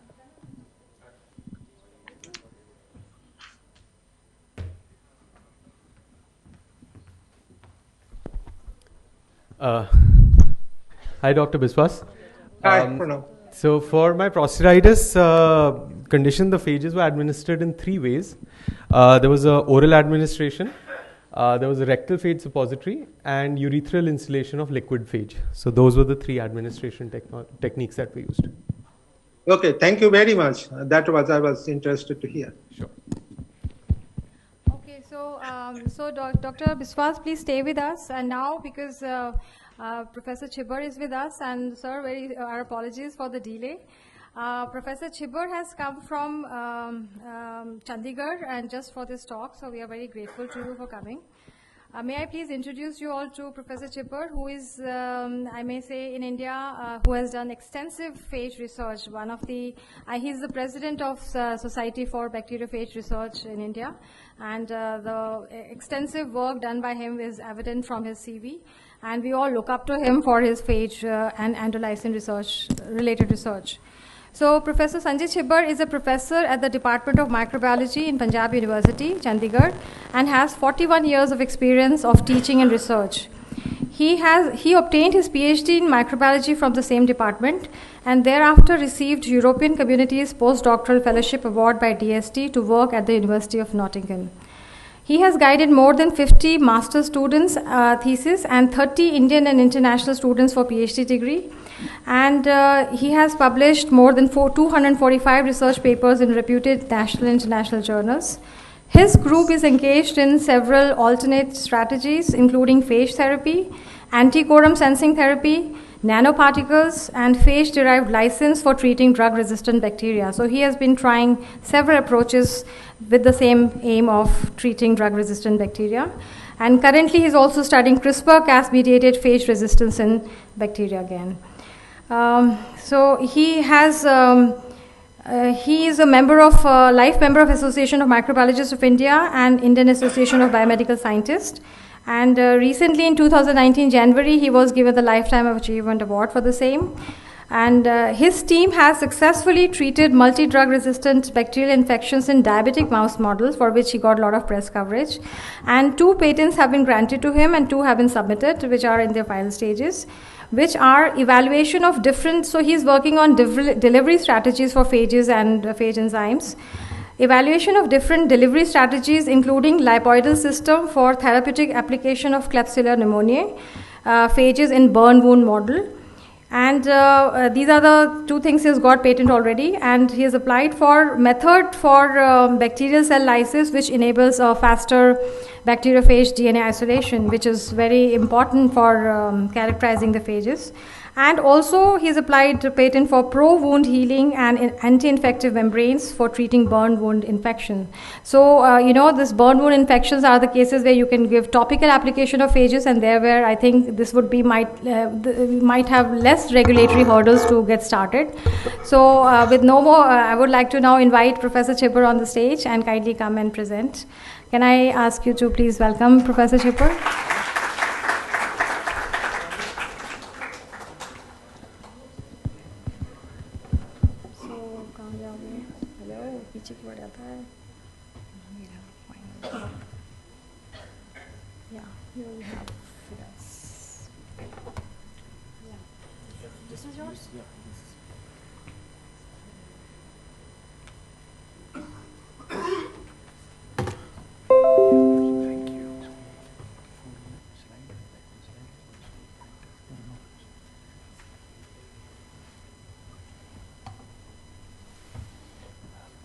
Good evening, everybody. I have been told to talk to the audience about the status of bacteriophage therapy and research in India.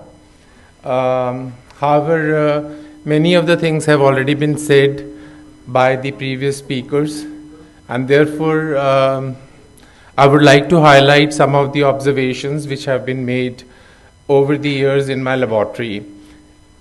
It was 2007 when I saw a paper published in one of the leading journals, Applied Environmental Microbiology, where phages have been used for the aquaculture.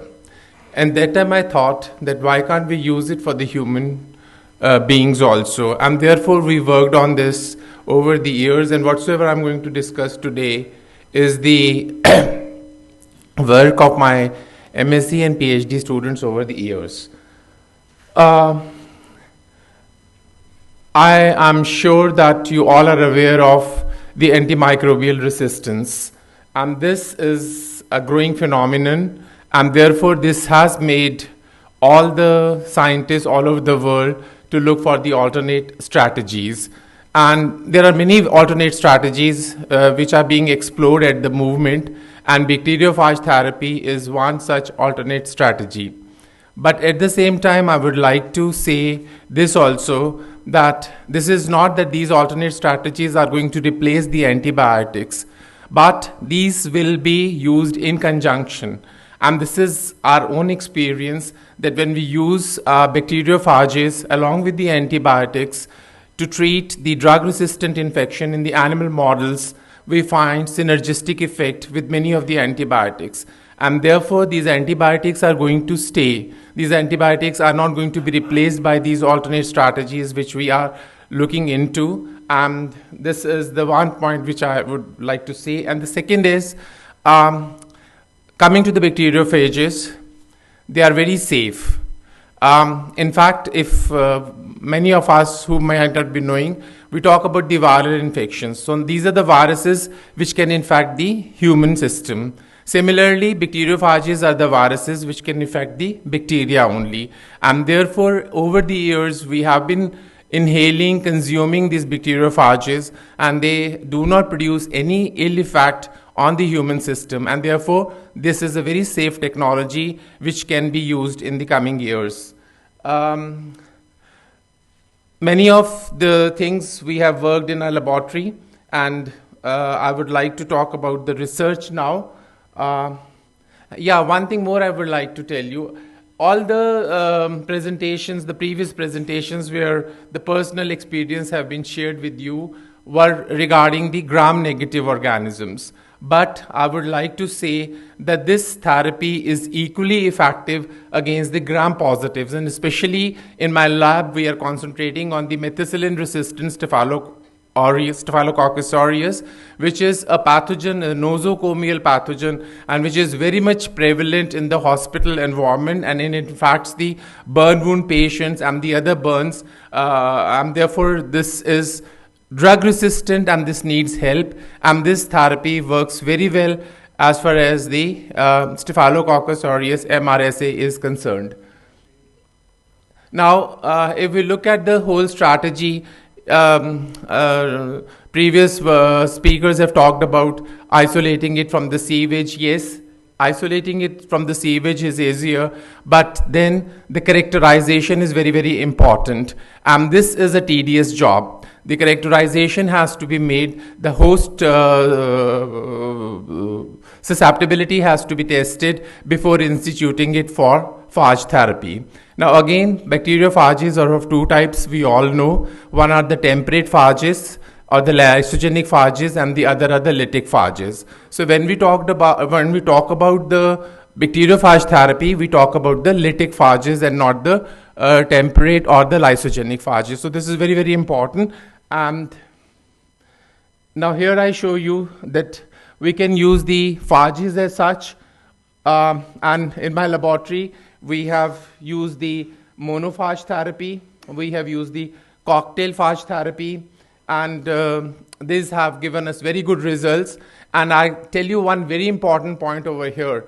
In case of the antibiotic treatment, the antibiotics have to be given repeatedly to maintain a particular concentration within the body system. But here, in case of the bacteriophages, a single dose is good enough. As long as the host is there, this phage will multiply on its own within the host, and therefore the concentration keeps on increasing till the host is available. So I find this is something very, very good, because here you are not exposing the patient to unnecessarily doses of antibiotics, but you are making the phage to multiply, and they will multiply till the host is available to them. And this is the beauty about this particular approach.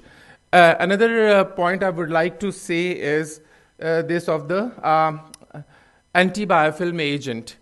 I suppose all of us know that these days the biofilm mediated infections. What are biofilms? Biofilms are the communities of the bacteria which are enclosed within the system, and they become resistant to the antibiotic treatment. They are not otherwise resistant, but once they are enclosed within the capsular polysaccharide mesh, these antibiotics cannot penetrate inside the biofilm, and therefore they become resistant. And one strategy what we have observed, developed in a laboratory, is the depolymerase enzyme. Now these depolymerase enzymes are present on the spikes of these phages.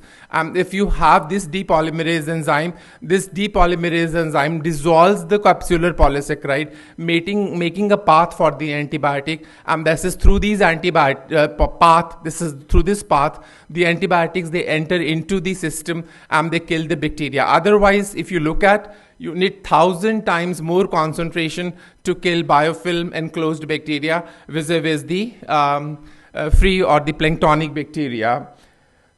Another important thing is that these phages, as has been pointed out earlier, they are generally removed by the reticuloendothelial system. They are not very stable.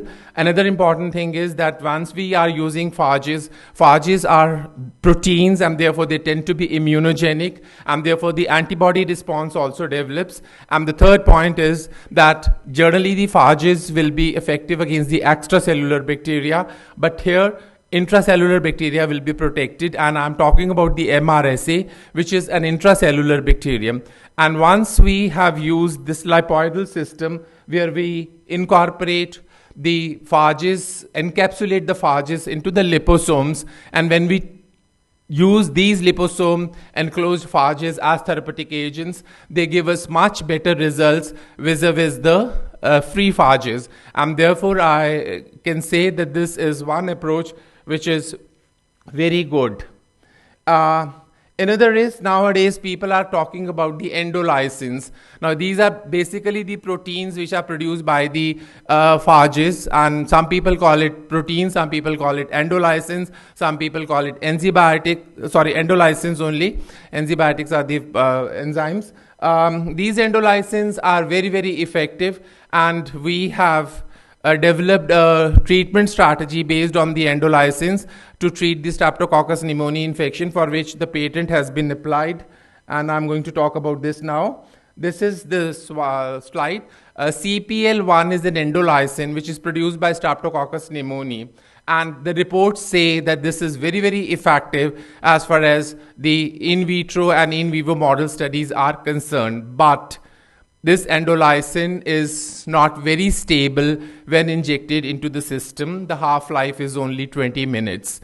And therefore, to increase the half-life of the endolysin, we have put this into a nano delivery system using the chitosan particles, and the results showed that this was fairly stable when injected into the pneumonia model of the mouse pneumonia model, and this could protect the mice against the pneumonia induced by drug-resistant Klebsiella pneumoniae. And this is the whole strategy. We first identified the protein, did the docking studies with the chitosan, and then with the TPP we made the chitosan enclosed CPL1 endolysin. Process was optimized in the laboratory. Characterization was done, the physical, the chemical, and the biological. And finally, this preparation was tested again in a pneumonia model, and this gave a very good and encouraging results. I'm talking about another product which is again available. It has again been patented, and here what we are using is, we are basically, as I said, the antimicrobial resistance is especially seen in the patients who are suffering from wound infections. Topical application is very safe. So we tried the hydrogel, but then hydrogel is not very easy to be maintained. And therefore, here we have done is, we have taken the polyvinyl alcohol along with the sodium alginate.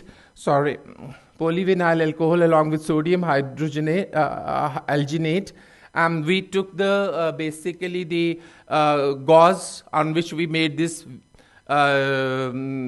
gel, and in which we incorporated both the antibiotic as well as the phages. And again, this was used to treat the animal models infected with methicillin-resistant staphylococci. The results were very, very encouraging, and in fact, both these preparations now we have applied for the patent. And this is basically the wound dressing. In vitro antibacterial testing was done. Potential for treating burn wound infection was studied. in terms of the wound healing properties. Now, what we found was it is not only antibacterial, but it is also pro-wound healer, and therefore quicker healing was seen with this preparation vis-a-vis if you are using the simple antibiotic or the phages. And these are the two patents we have filed now. One is on the chitosan-based mucoadhesive nanoparticles containing CPL1 endolysin for systemic treatment of Streptococcus pneumoniae, and the other is the pro-wound healing and anti-infective membranes for treating burn wound infections. And both these have now been accepted for publication in the International Journal of Pharmaceutics, and soon they will be appearing in the journal itself. So with this introduction about my work, I will now talk about the work being done in various centers in India. And yes, majority of the people in our country are doing good work, and some of them are beginners also. The various areas in which the phages are being used, they include therapeutic agents, but besides this, these are being now explored for efficacy in the aquaculture to replace the antibiotics, agriculture, then in the foods contamination, to prevent food contamination. And I think these are the areas where the phages are being explored. But one point which is very important is that I have been doing this work since 2007. So, but many of us have started only in the recent years, and therefore the one point is that the technology, the phage-based technology, is being patented abroad and it's being practiced now. But in our country, still we are lagging behind. Maybe we will pick up very soon once we see the advantages of the phage therapy. This is important. And the second is we do not even have very many companies which are trying to make this product and sell this product. And that is very much needed. It is only the Gangajan, which is Bangalore-based company, which is interested in this particular field, but at the moment others are not paying any attention. So it is for the industry also to come and look at the benefits of this particular technology. They should also be partners in promoting this particular approach in our country. With this, I would say, of course, I wanted to talk about the problems also, but because of the paucity of time, I will skip this, and therefore a big thank you for patient hearing.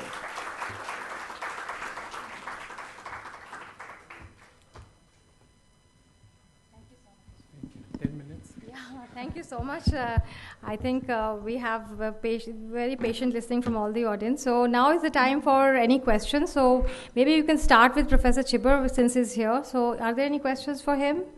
Or for anybody, anybody in the panel, those who presented? Yeah, you can take a mic. Ritu, okay, you have a question? Yeah. Okay. Yeah, sure. Can't I? Yeah, sure. I didn't see you. Please come. My question is, when do we envisage that phage therapy will come into the country? Because all of us have lost some family member or friend to multi-drug resistance. So when do we envisage that it will come as a treatment method in India? Ma'am, I hope that we have started talking about this now and the industry will take notice of this because it is happening. I do get lots of many phone calls from the patients who are dying because of the infection of drug resistance. And I feel very bad when I tell them that I have the phages, but I can't give you because the clinical trials have not been conducted. And that is the situation where people come, they beg in front of me and they say, you give us our phages because our patient is dying. So it is at our risk you give it, but as a scientist I can't do that. So even I feel the industry should come up and introduce this technology in our country. No, but just like FDA gave permission to Steffanie, do we have any provision in our system to get ad hoc permissions like that? I can't say. We'll have to try. You want to take this? Somebody in the audience wants to take this answer? Oh, he can address it. So, mics, please. Yeah. Achha, I thought I'm quite audible. So you asked about compassionate use. There have been people in India who have taken treatment in the hospitals under the care of their local doctor, and the doctor makes a presentation along with the patient's representative, family, friend, whoever's representing the patient, to the internal ethics committee of the hospital, and gets permission that once you have an antibiotic-resistant infection, the ethics committee are giving permission. So we had Urmi, your relative's case, where the hospital did not agree 2 years ago. And in the last 4 months, I can tell you that there have been cases where the hospitals have agreed, and phage therapy has been given in the hospital. No, but my question is there no government regulation in such cases then? Because ultimately it has to be through the government only, na? It is not the hospital which will give the permission. It is the Indian government's permission is needed in such cases. I feel that way. I agree. So I'm not sure about the official status of the regulation at this point, but under this sympathetic or compassionate use, there have been cases recently where the hospital has agreed to it and the treating doctor has agreed. And this is a leading hospital in Bombay, one in Chennai recently, where treatment has been given in the hospital. No, my second question is, you said you are collaborating with the Talbisi Institute. So are we allowed to use their material in our country without government's permission? So under a distance treatment protocol, the patient is under treatment at the institute itself. It's just that the physical location of the person is here. In some cases, the doctors are agreeing to be a part of the treatment, where the guidelines are coming from there and the doctors are under those guidelines administering the treatment. In some cases, the doctors are not agreeing to be a part of the treatment. But no, this means government is not involved in all this. This shows this only. There are IRBs which I think take care. So it's a case by case thing. Yeah. Urmi, as far as, and Dr. Chipper, as far as I know, you can't bring in biological materials into the country without the permission. The government's permission. I mean, and if you're doing it, it's illegal. Yes, yes. And you can't use it on a patient also. No hospital can use it. I mean, my institute's ethic committee might tell Urmi, go ahead. But she can't really go ahead just based on a local ethics committee. Even I have the same feeling. So this is contentious actually. There's no clarity exactly. But yeah, in certain cases, people, internal ethical committee probably approves of. Yeah, Satyendra, you have a question? Sir, my question is that how phages protect itself from the immune system? Like I said, these viruses, they do not affect us.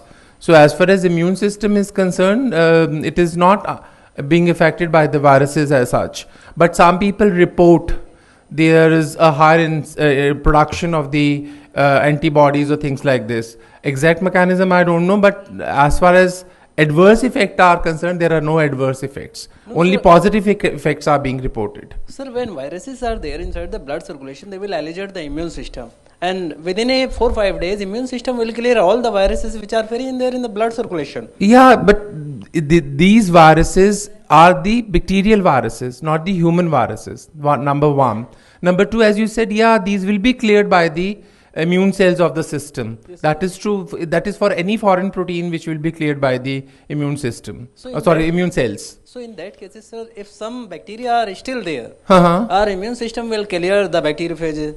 So by this mean the bacteria will remain protected because of the immune system. If they are clearing the viruses, they will clear the bacteria also. But if the immune system cells are so efficient in doing this, yes, then they will wipe out both bacteria as well as viruses. No? They are taking care of both the things through phagocytic process.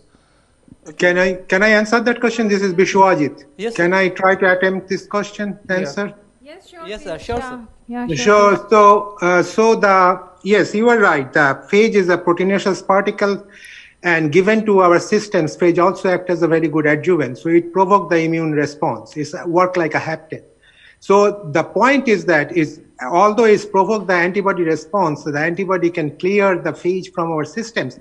Phage also activate the immune response against the bacteria. As I mentioned before, when phage binds with a bacteria or bacterial debris, the complex moiety can be engulfed by our immune system. So the immune system starts generating both cell-mediated and humoral response, not only against phage, but also against bacteria. So that is the reasons when given the phage therapy, it also helps to develop antibody and cell-mediated response, which helps to clear the infection. And also, during phage therapy, our target is to reduce the bacterial biomass up to certain extent. So then our body immune system can take over. So you are right. Within weeks, generally, we see some sorts of development of phage neutralizing antibody in our system. But then if you have a phage library, you can switch the phage very rapidly. If you see the phage neutralizing antibody is developing very rapidly, you can use another phage. And you can test the human serum or the patient's serum against these new phages and confirm they are not cross-neutralized by the patient's serum. And you can use this new group of phage for the treatment. And we see it, Dr. Patterson case also. Also, we did not publish that one, but we see antibody response in Dr. Patterson's case. Yes. Thank you, Dr. Thank you, sir. Yeah, so at the back, One more point I would like to make here we can take 1-2 more questions, then probably we can answer all the three other. Not related to this. Institution of phage therapy is very, very important. Earlier it is done, it is more effective. Delayed it is less effective. And therefore, it is very, very important. That is why the concept of cocktails have come. That mildly will identify the organism, drug resistance pattern will be known, and moment you come to know it is MDR strain, immediately start the phage therapy, and cocktail should be ready on the bench, and therefore you don't have to wait and identify the organism and develop the phages. So this is the concept of the cocktail therapy. Hi. Back here. Yes, thank you very much for this wonderful presentation and thought-evoking, presentation about the phage therapy. I'm not being very pessimistic, but I just want to ask you: do you, especially Dr. Viswas, have you seen the resistance being generated within the bacteria against the specific phages? Because if it's a light phage, it has to integrate its genome into the bacteria, and then. Absolutely. We see that there are many ways the phage can be, bacteria can be resistant against phage. They are mainly due to the receptor mediated. Receptor very little change in the receptor surface. Bacterial receptor can, make the bacteria become resistant to phage. Second is the restriction modification systems of the bacteria can chop out the phage genome, and also the CRISPR-Cas system can take over the phage. In bacteria. Bacterial CRISPR-Cas systems actually activate bacterial immunity against phage. So the phage resistance can appear many different ways, and we see it many cases, mainly EIND clinical cases. In Dr. Patterson case, we see within 2 weeks the phage resistance bacteria appeared, and we have to find another phage against that resistance bacteria. So that is the reason I like to approach this library approach, where library will be the product. And you can, if all the library phage is already validated and purified and ready to go, only you need 6 hours to 8 hours time to find out which phage is going to be active. And if the resistance appear, you can have you can select another phage from your library very rapidly within 6 hours to deliver it. You don't need to purify it. It's already ready and prepared and ready to go. So our commercial partner, Adaptive Phage Therapy, is working on this idea, and they are going to implement this idea on the basis that they are all phage on the library will be already prepared and ready to go. So in that sense, there will be no delay for this type of approach, and very effective. Right. So any other question from the back? Lesser than the antibiotic. Yeah. So now we need to have more questions. So can we have Ranjan has a question? Yes. Thank you. Welcome to you. With regard to the regulations, I think it falls in the realm of this Drug Controller General of India, so the CDSCO. And basically what I understand is that they are trying to work through the system of developing regulations, but that's still not happened yet simply because this is so new. Right. They need to understand, I mean, even at the US FDA, it's just at compassionate use level. I just want to make another thing which Dr. Strathdee had mentioned. So the National Institute of Allergy and Infectious Diseases at NIH has issued a request for applications for exploratory bacteriophage for therapy investigations. And it can range from basic to applied. And I think the deadline is in March of next year. So if people are interested, yes, I think I've shared it with you, and you can. Right. So so he's telling about the NIH has called for proposals, and the end of date is 20th of March. So those of you who are interested in even writing projects on these lines, I think it's a great opportunity. You have a question, yes? Good evening. I'm a journalist with PTI. Okay. And I had 3 questions to ask primarily about what research in other fields could fast track the development of phage research into clinical therapy.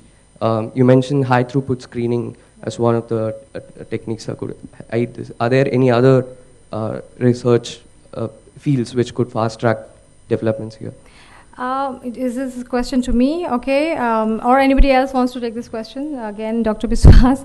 I mean, I can quickly tell you, yes, like, you need to understand the phage genome very well, because there could be genes for lysogenic genes or genes for toxins, so you need not have them. Then as I said previously, that you can develop programs which can predict that which phages are better lytic in nature, and hence they can be used in therapeutics. So if one can look at the data on the phage genomes and then draw patterns from there, that's one. And second is how to purify them so that there are no endotoxins, no debris which can stimulate immune system, and so the standard for purification should be as stringent as possible. And as Dr. Biswas is doing, he's doing a high throughput method of detecting presence of phages, not the way we do by culture method, but by lysis of bacteria. So but that I presume is a very expensive machine. Is that right? It's quite expensive. That's what he told me last time. And so yeah. So the machine is expensive, but somebody can build that machine very easily. It's not that difficult. It's just a camera and an incubator, basically, and it can be developed by some to monitor the phage bacterial interaction. Yes. The most interesting part of this machine that you can monitor the resistance, appearance of phage resistance also, and you can monitor the phage and antibiotic combination synergistic effect on your targeted bacteria. So in that sense, the machine also help you to find out the synergistic effect between different phages, how to overcome the resistance problem. So and it's not that expensive. So I think it can be so we should built by some. Yes, of course, and of course the synthetic biology. Yeah. And the other way I like to mention, and another things I like to mention, many times we look in the phage plaques to confirm this phage is working against that bacteria or not. But looking in a phage plaque will not tell you how quickly the resistance against that particular phage is appearing in mainly for this, for this clinical uses. So looking in the plaque on the plate is not sufficient, in my opinion. Absolutely. You have to study on a liquid environment as like minimal inhibition concentration assay or MEC assay. Yes. And you can bring in synthetic biology, you can do genome engineering, you can do a lot of stuff to, how to do the pharmacoavailability, pharmacokinetics. So all these are, there are very standardized procedures. They need to be applied for phages. Right. And okay, so maybe I'll have to take one more. There's several questions. We are very happy there's so many questions, but I hope we have time for all of them. Thank you, Phil, and thank you very much. It's a very encouraging and optimistic gathering and platform created. Now, I'm into drug designing and nanobiotechnology for past 9 years. So maybe Professor Chibber or Professor Biswas can address my inquisitiveness towards these bacteriophages there in nanoscale range. So we are having a lot of barriers within our body, blood-brain barrier, blood-milk barrier, blood-placenta barriers in the placenta, and so and so forth.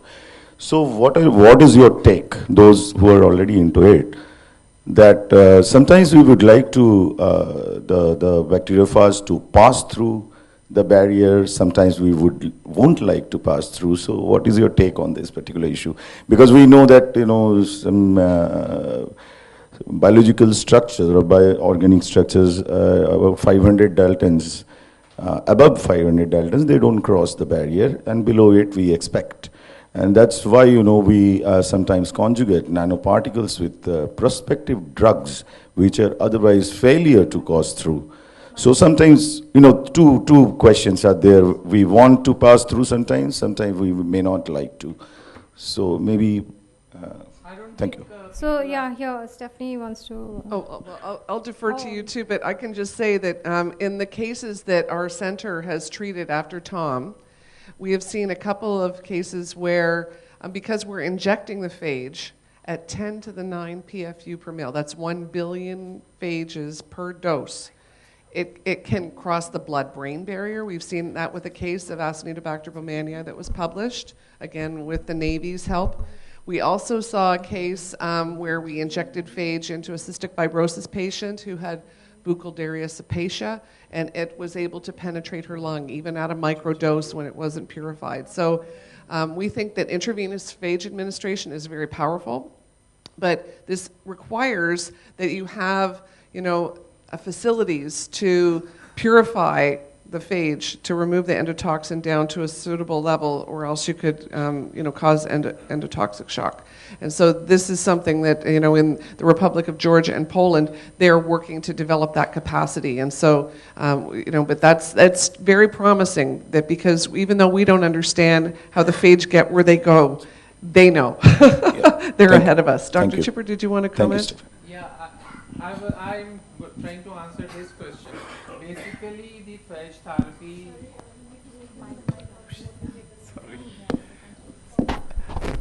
Bacteriophages are basically at the movement to either intravenously they are given for the bloodborne infections or topical infections or the inhalers. Nobody has thought of treating the CNS system, and therefore nobody has got into this system that whether they can cross the blood-brain barrier or not. Of course they cannot, because they are quite bigger as far as the passage through the system is concerned. But at the moment that is not been given any emphasis. So this is what I can say. I would like to share two things. My name is Dr. Patil. Two of my students have worked on this phage therapy. We have done a systematic study in animals. We have induced diabetes into animals, and then we have given the Staph aureus. And the systematic study where, without treatment, how long the mice can survive, with treatment, how long it can survive, and with phage therapy, how long it can survive.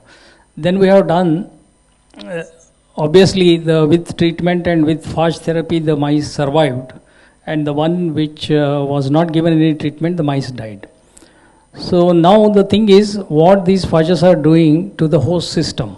We have looked into the various organs, and we have seen that there is no damage to the lung, liver, spleen, kidney, and so on and so forth.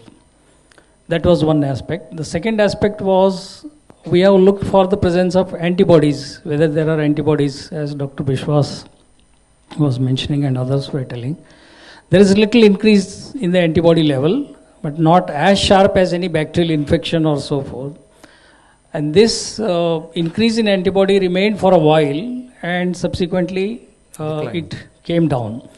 Now the number of phages, what is happening to the phages? Phages at the time of peak of the infection, they were high. Subsequently, there is a decline in phages and got cleared from the system. So maybe the antibodies which are being raised, they themselves will be controlling the phage at the later stage, and they will be cleared from the system. So this is what has been observed in the mice model. Thank you. So this is Bishwajit. I just like to mention one point. Your observation is correct. Maximum cases, the phage are entrapped by the spleen and liver. So we found that even after we sacrificed the mice, given phage 10 to the power 9 to 10 to the power 10 by intraperitoneal route, we found after a week later when we sacrificed the mice, we see the phage are still remaining active in spleen and liver. So where the liver and spleen act as a filter barrier or filter. So during infectious, systemic infection, the bacteria also migrate to the liver, and probably phage and bacteria can come very close contact there. And the concentration effects allow to much more effective phage infection in the bacteria. Mainly, you think about it, if you give 10 to the power 9 phage treatment introduced through intravenous route in human, whereas there is a 4-liter blood, the bacterial titer, phase titer immediately drop like 10 to the power 6 to 10 to the power 7 per ml concentrations, plaque forming unit per concentration. So you have to think about the phage bacterial interaction, because there is no attraction between phage and bacteria. You have to maintain a proper concentration to effectively infect the bacteria with phage. So I think that, during systemic treatment, maybe liver help us to achieve that goal. That's an interesting point. Yeah. So Sayan, you have a question? Yeah. Good evening. Thank you, Dr. Biswajit, for joining. This is Sayantan from India. Hi. Yeah. Thank you. So I have a small comment. Okay, it's regarding the compassionate use that we were speaking about. I absolutely congratulate Dr. Pranav, Mr. Pranav, for getting treated and helping patients to get treated with Tbilisi. But see, I am a medical doctor, and I know a bit of the regulations that are effective in the Indian system, and I have been treating with patients with rare infections, which have proven methods of, treatment, like microsporidiosis, have proven treatment of fumagillin, which is not available in India and is produced only by one single company in Paris. Okay, so we have patients with liver flukes and lung flukes, the fasciola, which has a proven treatment of triclabendazole, which is also not available in India. And for each course, I need to take the permission of DCGI. For each and every course, I have to take the permission of DCGI. For my single patient, we have to apply, and we have to get the permission, and we have to get the drug.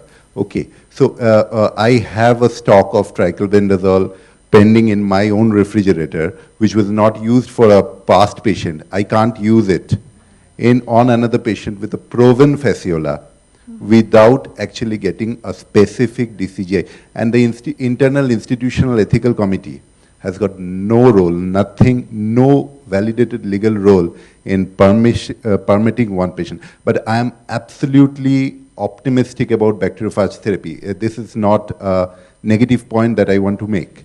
I contacted Dr. Biswajit almost more than a couple of years from today, and I have been interacting with Steffanie and everybody. But I congratulate Pranav. But what I want to emphasize on is, in country like India, where we are plagued with AMR, we have to develop clinical trials and a proper route of regulations. Absolutely. And scaling up with the industry, academia partnership, and go through a proper, front green channel rather than a distance program. Because if we escalate on the distance treatment kind of programs, national regulators, probably we are safe here because our national regulators are slow in taking actions. I'm not wanting to be skeptic, but I'm we just completely trying to agree. The regulations have to be in place. We can't rush anything. There's no way. It has to be completely deliberated. So phage therapy has a wonderful potential, probably the best potential in MDR, XDR, AMR things, but we need to have to develop research collaborations. Right. So some of the countries you can calling the phages not as a drug, and they say therefore you don't need a clinical trial. No, we do need them. As an excipient in the preparation. I think Romania is one country which has yes, but that's a difficult line if we are. So we have already been criticized. Phage therapy has already been criticized as an alternative medicine compared with, very senior scientists have compared phage therapy with Ayush or homeopathy or alternative form of medicine. But that should not be. Phages are definitely drugs, we have to accept that phages are therapeutic alternatives, and we should not try to, bypass the. Wonderful. Romania may not be a very good example for India to follow. Yeah. We can try to follow the US example or the European example for going through a proper regulation. This magistral preparation. Yeah, magistral phage preparation. I think we are not in the scope of, Sayan is a doctor, and I think doctors, we leave it to you to decide the regulatory part. We are not even getting there. We want permission from you whenever you're ready. We are just doing research, and so if we can come together, and parallelly, if this can be done, probably we can, since you have faith in the therapy, we definitely need guidelines, and that's why we're not even going there, because that's not our area at all to even talk about. But it's a very interesting point that you, and this skepticism is there with everybody. Yes, please. So I'll have last two questions because it's like, okay, I have one three question. Questions. That's all. I'm very happy for the questions, but yeah, okay, please. Yes, regarding the regulatory, I'm also a physician, and in ICU, we have some couple of patients, the drugs which is not available in this country. As Dr. Shantan told, there are some forms, Form 12A, 12B, that you have to individually apply and to the patient with the prescription, and then from where the drug is coming, through which port it is coming, through which airlines it is coming, everything has to be documented. Right. Then it reaches to the physician or to the patient's home, then it has to be used. The rules are like that because I often import drugs which is not available in this country on the prescription based on the hospital prescription pad, and I become the contact person to import the drug. Okay. Thank you. Pranav.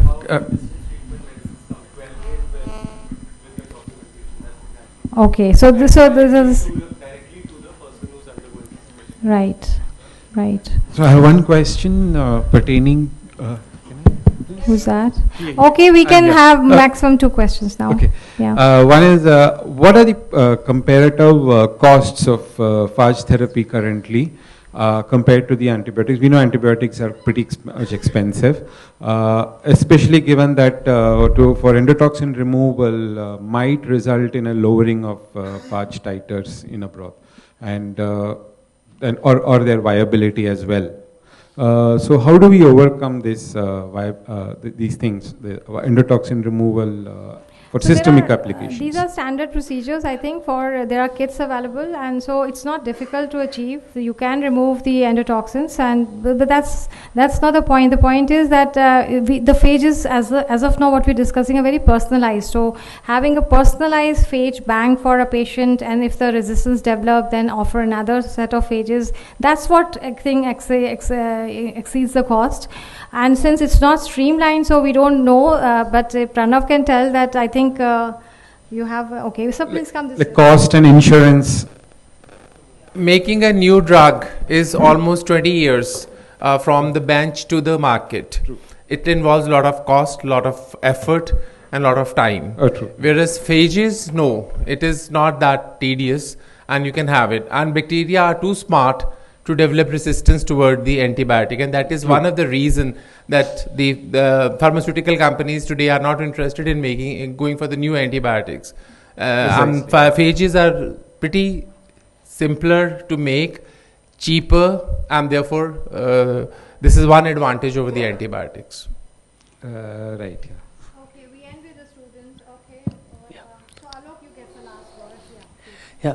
So it was mentioned that the bacteriophages interact with bacteria using specific receptors. So it's just like any other protein ligand interaction. So coupled with the fact that bacteriophages also keep evolving during their course of like clearing the bacterial infection, is there a distant possibility or probability of them like developing some affinity to some human receptors and then becoming infectious down the line? And if something like that happens, how do we control that?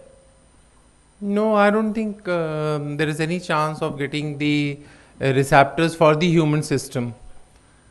So I can address these questions a little bit different way. It's a very good question. It was shown before previously, mainly my previous boss, Dr. Carl Merrill, that we can express any foreign antigen using phage. So phage is readily engulfed by our reticuloendothelial systems. And those, if you have a strong eukaryotic promoter in front of any gene, you can express those proteins very effectively inside of the cell. So in that regard, sometimes phage can provoke, this type of problem. There are some couple of published papers where they found some of this strong promoter which can express some lethal product inside of the cell. So in that sense, it's not just directly by receptor binding with phage and bacteria. Instead of it's engulfed by the cell, and this phage genome is exposed inside of the cell. There is an eukaryotic promoters or some promoters which can express in the eukaryotic cells that can express some of this lethal genes if it is carried by the phage. Yeah, so it's not totally ruled out. So yeah. So last is Alok. Yeah. Hello, sir. My name is Alok Anand, and I'm a master's student from JNU. First of all, a question is that suppose that there is a phage who is going to be specific for a particular bacteria. Along with that, this phage has the capability to attack the human immune system also. Then in that case, how are you going to deal with that particular? Attack human immune system. Okay, please come. I have not come across any such report where phages can attack the human system this way.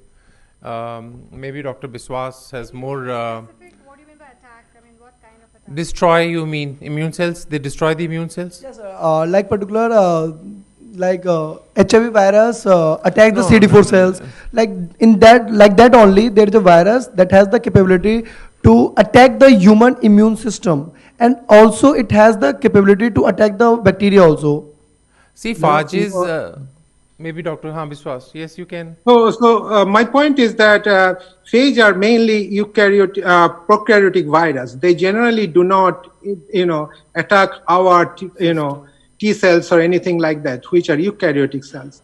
But one of the aspects we have to be careful if there is anaphylactic reactions going on. If somebody is highly sensitive, if you give a phage and then re-administer the phage another 4 or 5 days later, if there is anaphylactic reactions going on, mainly anaphylactic reaction, it can deposit in the kidney and lungs bed and can cause problems.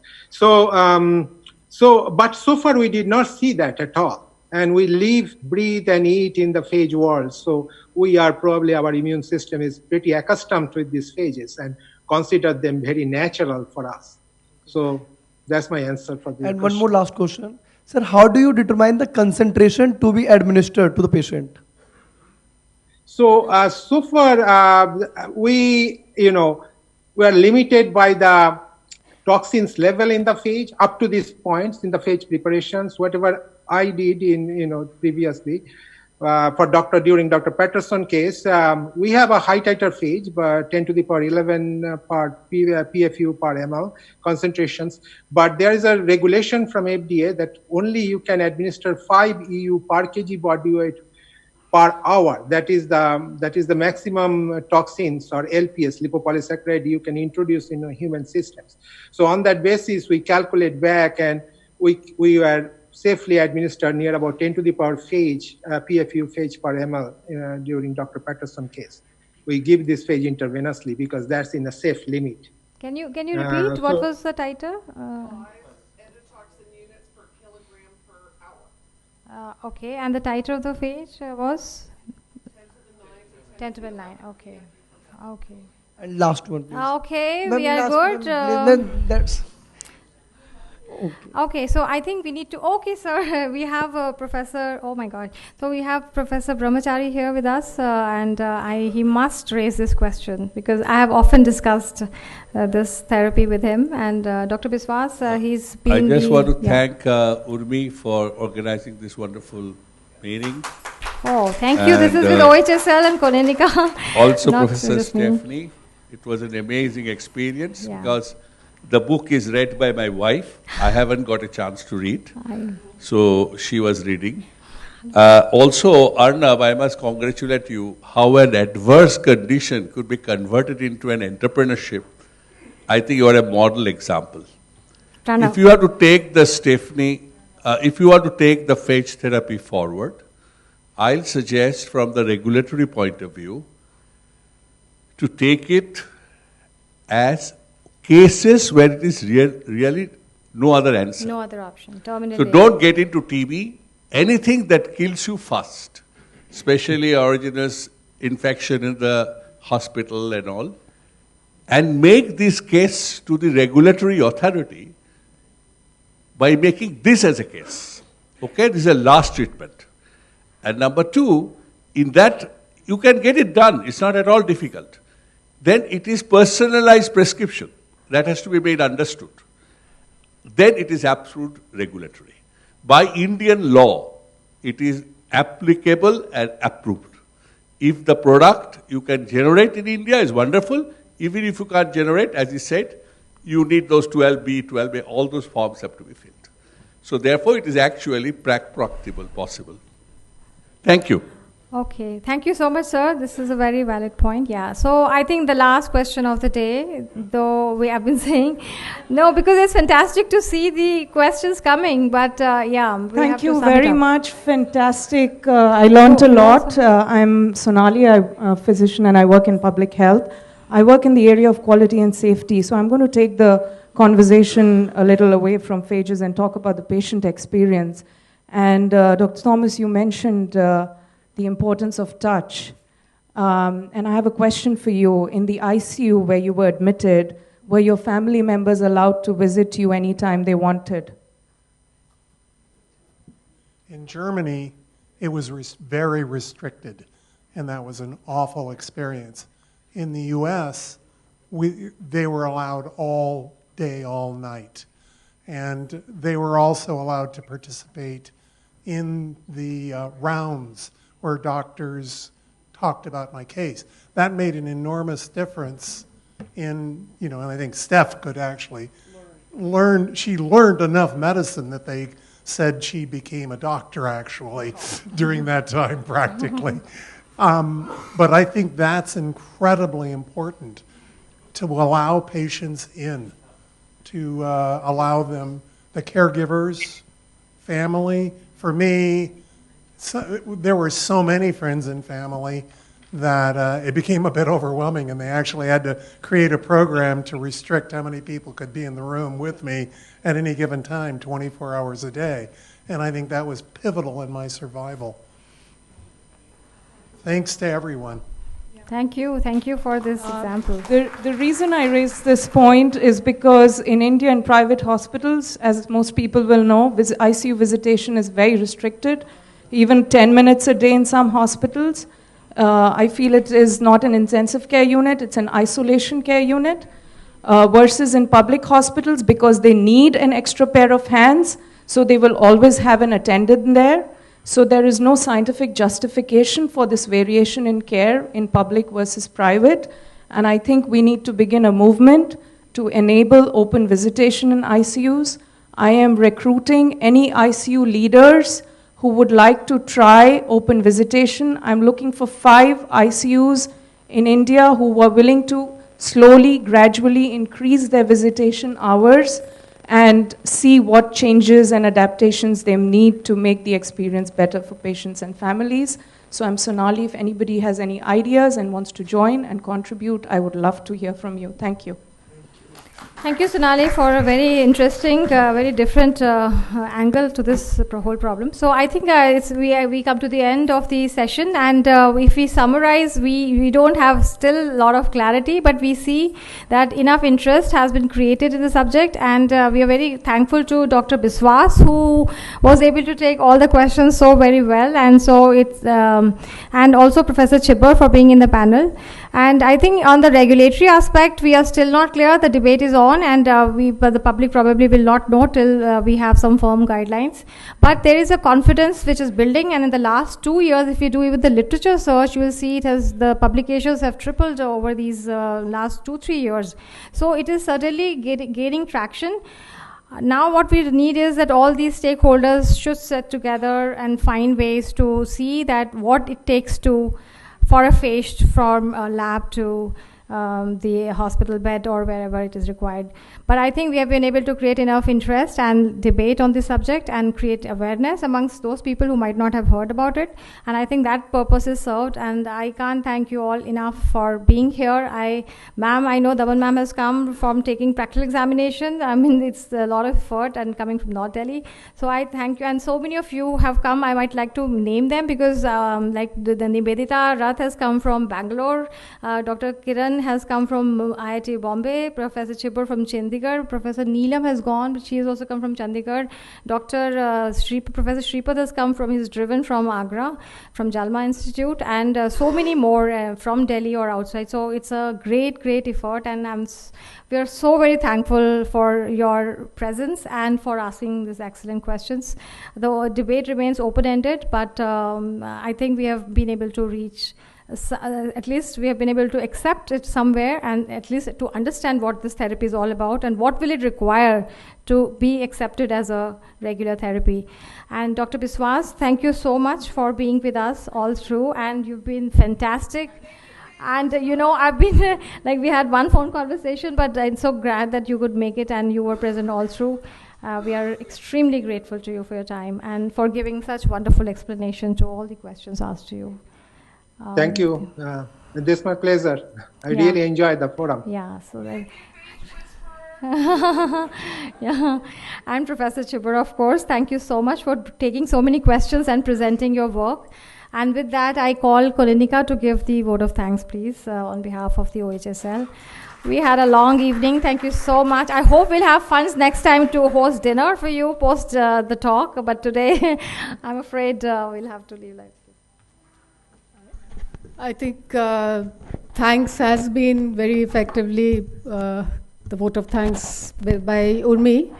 Also, what is very encouraging is that this discussion has been very exciting, and it's going to be taken forward, and hopefully IBRC will be able to foster collaborations and go into collaborative research and generate.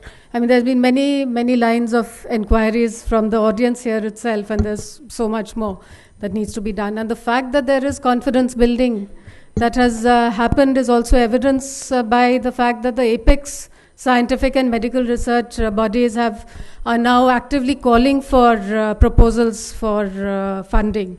So this is something very encouraging. And I, of course, thank all of you for being here. I thank the speakers for taking so much time out to be here from both abroad and within the country. And I'd like to thank IIC, because IIC always has provided the space where a range of different topics can be discussed, from very contentious political ones to social to scientific to cultural, and the space is always there. And to the staff at IIC who have always been there to help with a smiling face. I'd also like to thank Syncline Films, because their seamless technology, there's in the last 3 talks that we've had, the webcasting has been, there has never been any glitch. There has been a very good interaction through Skype, through their help. So I thank you also for making it a success. So thank you very much. And of course, last but not the least, we miss Anil Srivastav here, who's the president of OHSL and who has really facilitated all these talks to happen. So we remember and miss him over here also. He couldn't be here. Thank you so much. I hope you're attending and you enjoyed the session. Thank you for all your hard work and encouragement. Thank you all very much. Thank you.